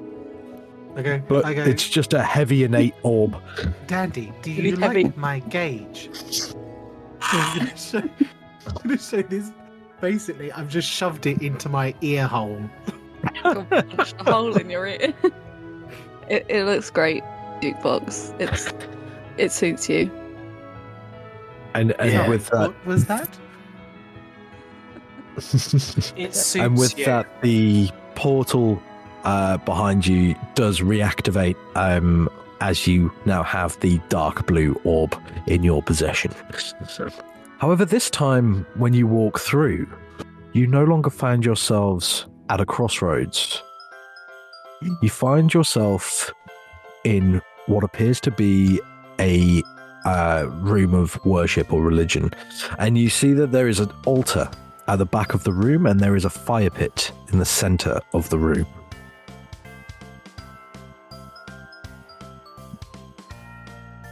Well, this is different. That's a rather I like it. Yuletide glow tone, don't you think? It's got fire and ice. What more do you want? This isn't your favourite play on the stages anymore. Fire and Ice that's a story. And it's a very long story, don't you know? What? It's quite What do you hard mean? to read. That's my thing. I'm fire and ice. What are you talking about? Yes, long and arduous. My character just cracks Khan's up just laughing. Han looks off for a moment in silence, trying to work out what that means. I'm using your words because he doesn't know them. I'm so sorry. I didn't intend for Jukebox to be a bit of a Sassy queen. Sassy queen, but that's what he's evolved into. And I'm living for Queen him. machine. I live for him. Amazing. I love it. I love it. It's Khan's fault entirely. So Can in this room, you Can like we I see say, anything? Yeah. you see there is an altar, and you see that there is a fire pit. I would like to investigate the altar, if I can. Okay, give me an investigation check. I'm definitely not so good at these. 2 minus 2. Jesus Christ. So, on a flat 0, I guess I should just delete what I was drawing.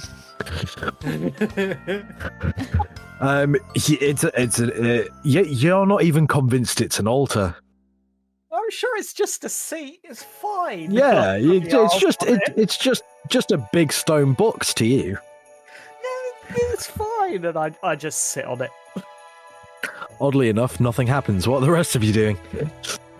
I'm going to wander over, and as I'm going over, I'll be like, it's amazing the kind of geometric shapes Mother Nature can make. And I'm going to do an investigation check on the altar. Okay, give me an investigation check. Because he's told me it's just a natural rock shelf. So I'm going, oh, that must be interesting. Yeah. Investigation. Yes, please. Da-da-da-da-da. I am sitting on it. That's a 19. So on a 19, you see a better version of what I'm drawing, basically. I like it, Picasso. It is definitely abstract. You should have given us hats that gave us +1s to intelligence. Still That's what we lack. Khan could have used that. So what you see is what you envision to be a kind of drawing, a cave drawing of a pit of some kind with what looks to be a flame going around it. I thought it was supposed to be the baby Jesus. Oh, I was close. I mean, yeah.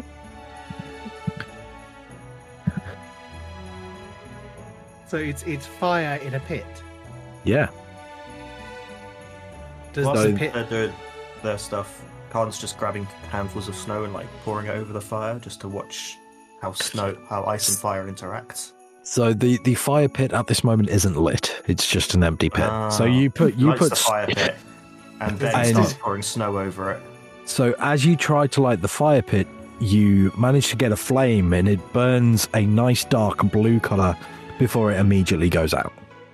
I'm casting create bonfire on it, so there's just a fire there regardless. You and then cast I'm gonna do my thing. You cast create bonfire, and then oddly enough, the fire is absorbed into this magical pit once more. Ah! Don't like this pit. It's stealing my fire. Con, why don't you go and make a bonfire away from the pit? Maybe that'll work. You can play with fire over That's there. a good idea. Yeah. I go and make a fire somewhere else and play with the snow. You play with the fire and snow somewhere else in the room. That's all I wanted.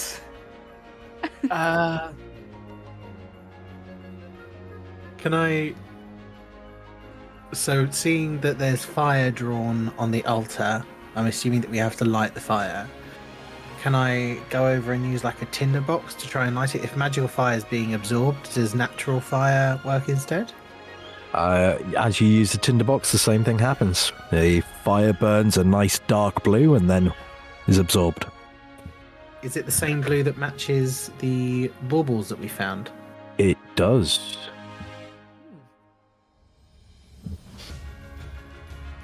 How do we feel about placing one of the blue balls inside the pit? Who's got blue balls? Dandy, I believe. The only girl of the group. Oh yeah, my. we could chuck one in. I'll just like roll one into the pit. Okay, you roll one into the pit, and I assume that Dukebox is going to try and light it.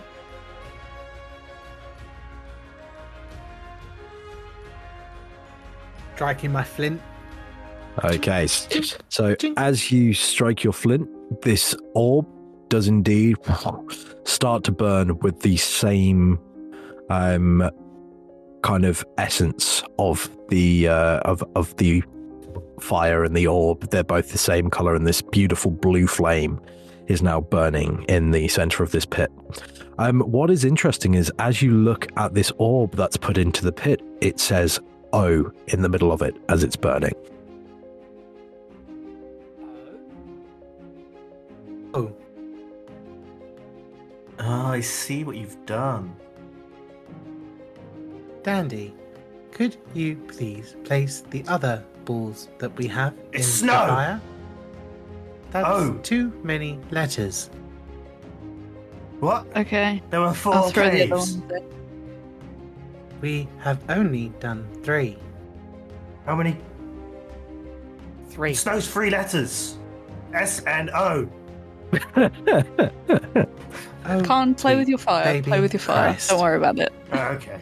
I start playing with the fire again. I'm going to In order. minor illusion. Just like a I'm going to minor child illusion given some Legos to snowballs play to with. fly around his head. So he has to try and chase them. It's distracting him. Oh, bless him. He now has an illusion of Puppies. snowballs flying around his head. The old cartoons. Cool, and I'll drop So- the other orbs into the fire. As you put the other orbs, you see the letter S and W erupt from the other 2 orbs, and then, as if by magic, a 4th orb magically appears in this fire pit with this now massive burning blue fire in the center of this room.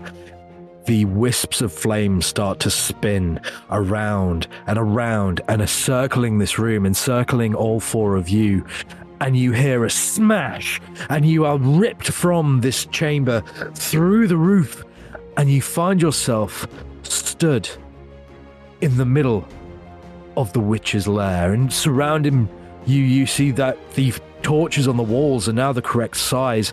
And she turns to you and she goes, "This isn't how it's supposed to go. This isn't the way that it's supposed to be. Until next year, you meddling And Fireball. Children. and she leaps through a portal. And as she does, the back of her cloak is caught with the firebolt that sails behind her. Counterspell. No, it's a fireball. Oh, the fireball. Oh, fuck. Oh, God. In which case, the fireball collides with the portal as she is leaping through it, and you manage to successfully decimate the portal that she went through. I'm gonna do this view. Oh, just for I wasn't going to, but I'm going to. So as she leaps through this portal, you successfully manage to decimate it. Not being able to follow her. The rest of you, however, are still alive and sustain 0 damage. And the portal absorbs all of the flame, leaving you in her lair or her hideout. Well, now that's where we are now. How are we supposed to find the witch? So, as you stand within this room, the witch is nowhere to be seen. She seems to have got away, and the only way of apparently getting out or chasing her has now been destroyed. And you look around. We need to readdress our party dynamic. I was going to praise you for possibly being correct about the word being snow, but now you've done that, and I Give I was right. in to him. No. He did not see the 4th letter, therefore he was incorrect. Just for clarification, as the fire started swirling, you did see the word snow before it erupted. Well, But whether or not he was you, too busy watching snowballs. I was going to say, That's but right. if you don't want to tell Khan that, then that's completely up to you. But as you are now stood in this room and you start looking around, you notice a beautiful shelf across the room, and on this shelf are 12 snow globes, one of which is recently smashed, and the other 11 appear to be untouched. It's like I'm going to Coraline. walk over, pick one up and give it to Dandy, and pick another one up gently and look into it myself. As you look into it, you see a very small figure pounding on the side of the glass. Can I sense that there's magic? Like, is this like a magical item? This is definitely a magical item. Can I use Dispel Magic on one? Absolutely. So as you cast Dispel Magic on this snow globe, you watch as the magic that was keeping this orb together no longer ceases to exist, and it starts to crack. And as it cracks, the glass shatters, and all of a sudden there is this child who is now sprawled on the floor in front of you. Hello, little one. Are you okay? I want to go home. I know. There. I'm going to pat him on the head. You pat him on the head, and he's a little bit upset, and he doesn't know where he is. He doesn't know what year it is. He's feeling very Jumanji. Yeah. We We'll will get go you to home. safety shortly. And I'm going to use the hilt of my sword to try and smash or gently crack the glass on the one in my hand. So you smash the one in your hand, and another child is freed. Dandy? Oh, I wasted a spell for nothing. I'll smash my one as well. I don't know, I'll crack it against a surface or something. And as you gently crack this orb, and the glass starts to leak, as the magical essence that was contained within this ornament is now released. Another child is freed. Calm, what are you doing? Oh, I killed the witch. I'm gonna go over to this snowman because I'm bored. I'm going to create a bonfire under it and try and melt it. As That sounds you like fun. I like as- melting with snow and fire. as you create this bonfire and the bonfire melts, you two find a snow globe hidden within this snowman. Batman! I got one! And I throw as it on you- the floor. As you throw it on the floor, the glass doesn't just break gently as the rest of you have been easing these children out of these orbs. This one explodes as it collides with the cave floor. And in front of you isn't a child. In front of you stands a rather rotund gentleman wearing a long red uniform with black boots, a golden belt, and a hat not too similar to the two that Khan are wearing, one that Dandy's wearing, and one that Partridge is wearing. And he goes, "Ho, ho, ho, thank you so much for saving me from that terrible, terrible prison. She was trying to steal Christmas. Can you believe? She Well, would have thank got you. away with it and all. And she would have indeed, young Partridge. She would have indeed." Wait, you were But- trapped in a snow globe. How do you know my name? And he puts a finger by the side of his nose and gives a wink. He goes, "I know you've been a good partridge this year." Oh, so you are a stalker then? And you, Jukebox, have been a bad automaton. However, But that's not true. He's a good. He did well. I believe that we should all be getting out of here, yes? Yes. Let's get the other children out first. I There's- was about to say. There is plenty of time for that. And he takes his sack off his shoulder and puts the snow globes gently into his pouch, into his sack, puts it over his shoulder, puts one finger against the side of his nose, and he goes, "Merry Christmas to all, and to all a good night." And with a nod, all of you are once again wrapped in a dark green and red and gold swirl, and this is a lot more gentle than the witch's magic, and you feel yourselves teleported out of this horrendous chamber, and you find yourselves in the middle of Aylesmore with Santa's sack full of these snow globes, and in front of you is a very perplexed mayor of Aylesmore who goes, "Where did you come from? Did you manage to kill the witch?" We did. And then there was this big fat man in a suit that's kind of like mine, but the other colours. It didn't look as good. And he made us come back here. Khan, Yeah? we didn't The kill pretty her. birdies. We trapped her What? somewhere on the other I side blew of her the up. You blew up the portal that she came through. No. No, she's Yes. dead. And What? the three children who were freed via yourselves goes, we're home, Mom, we're home, and they run off to their various families, and the mayor looks at you and goes, do you have the rest of them?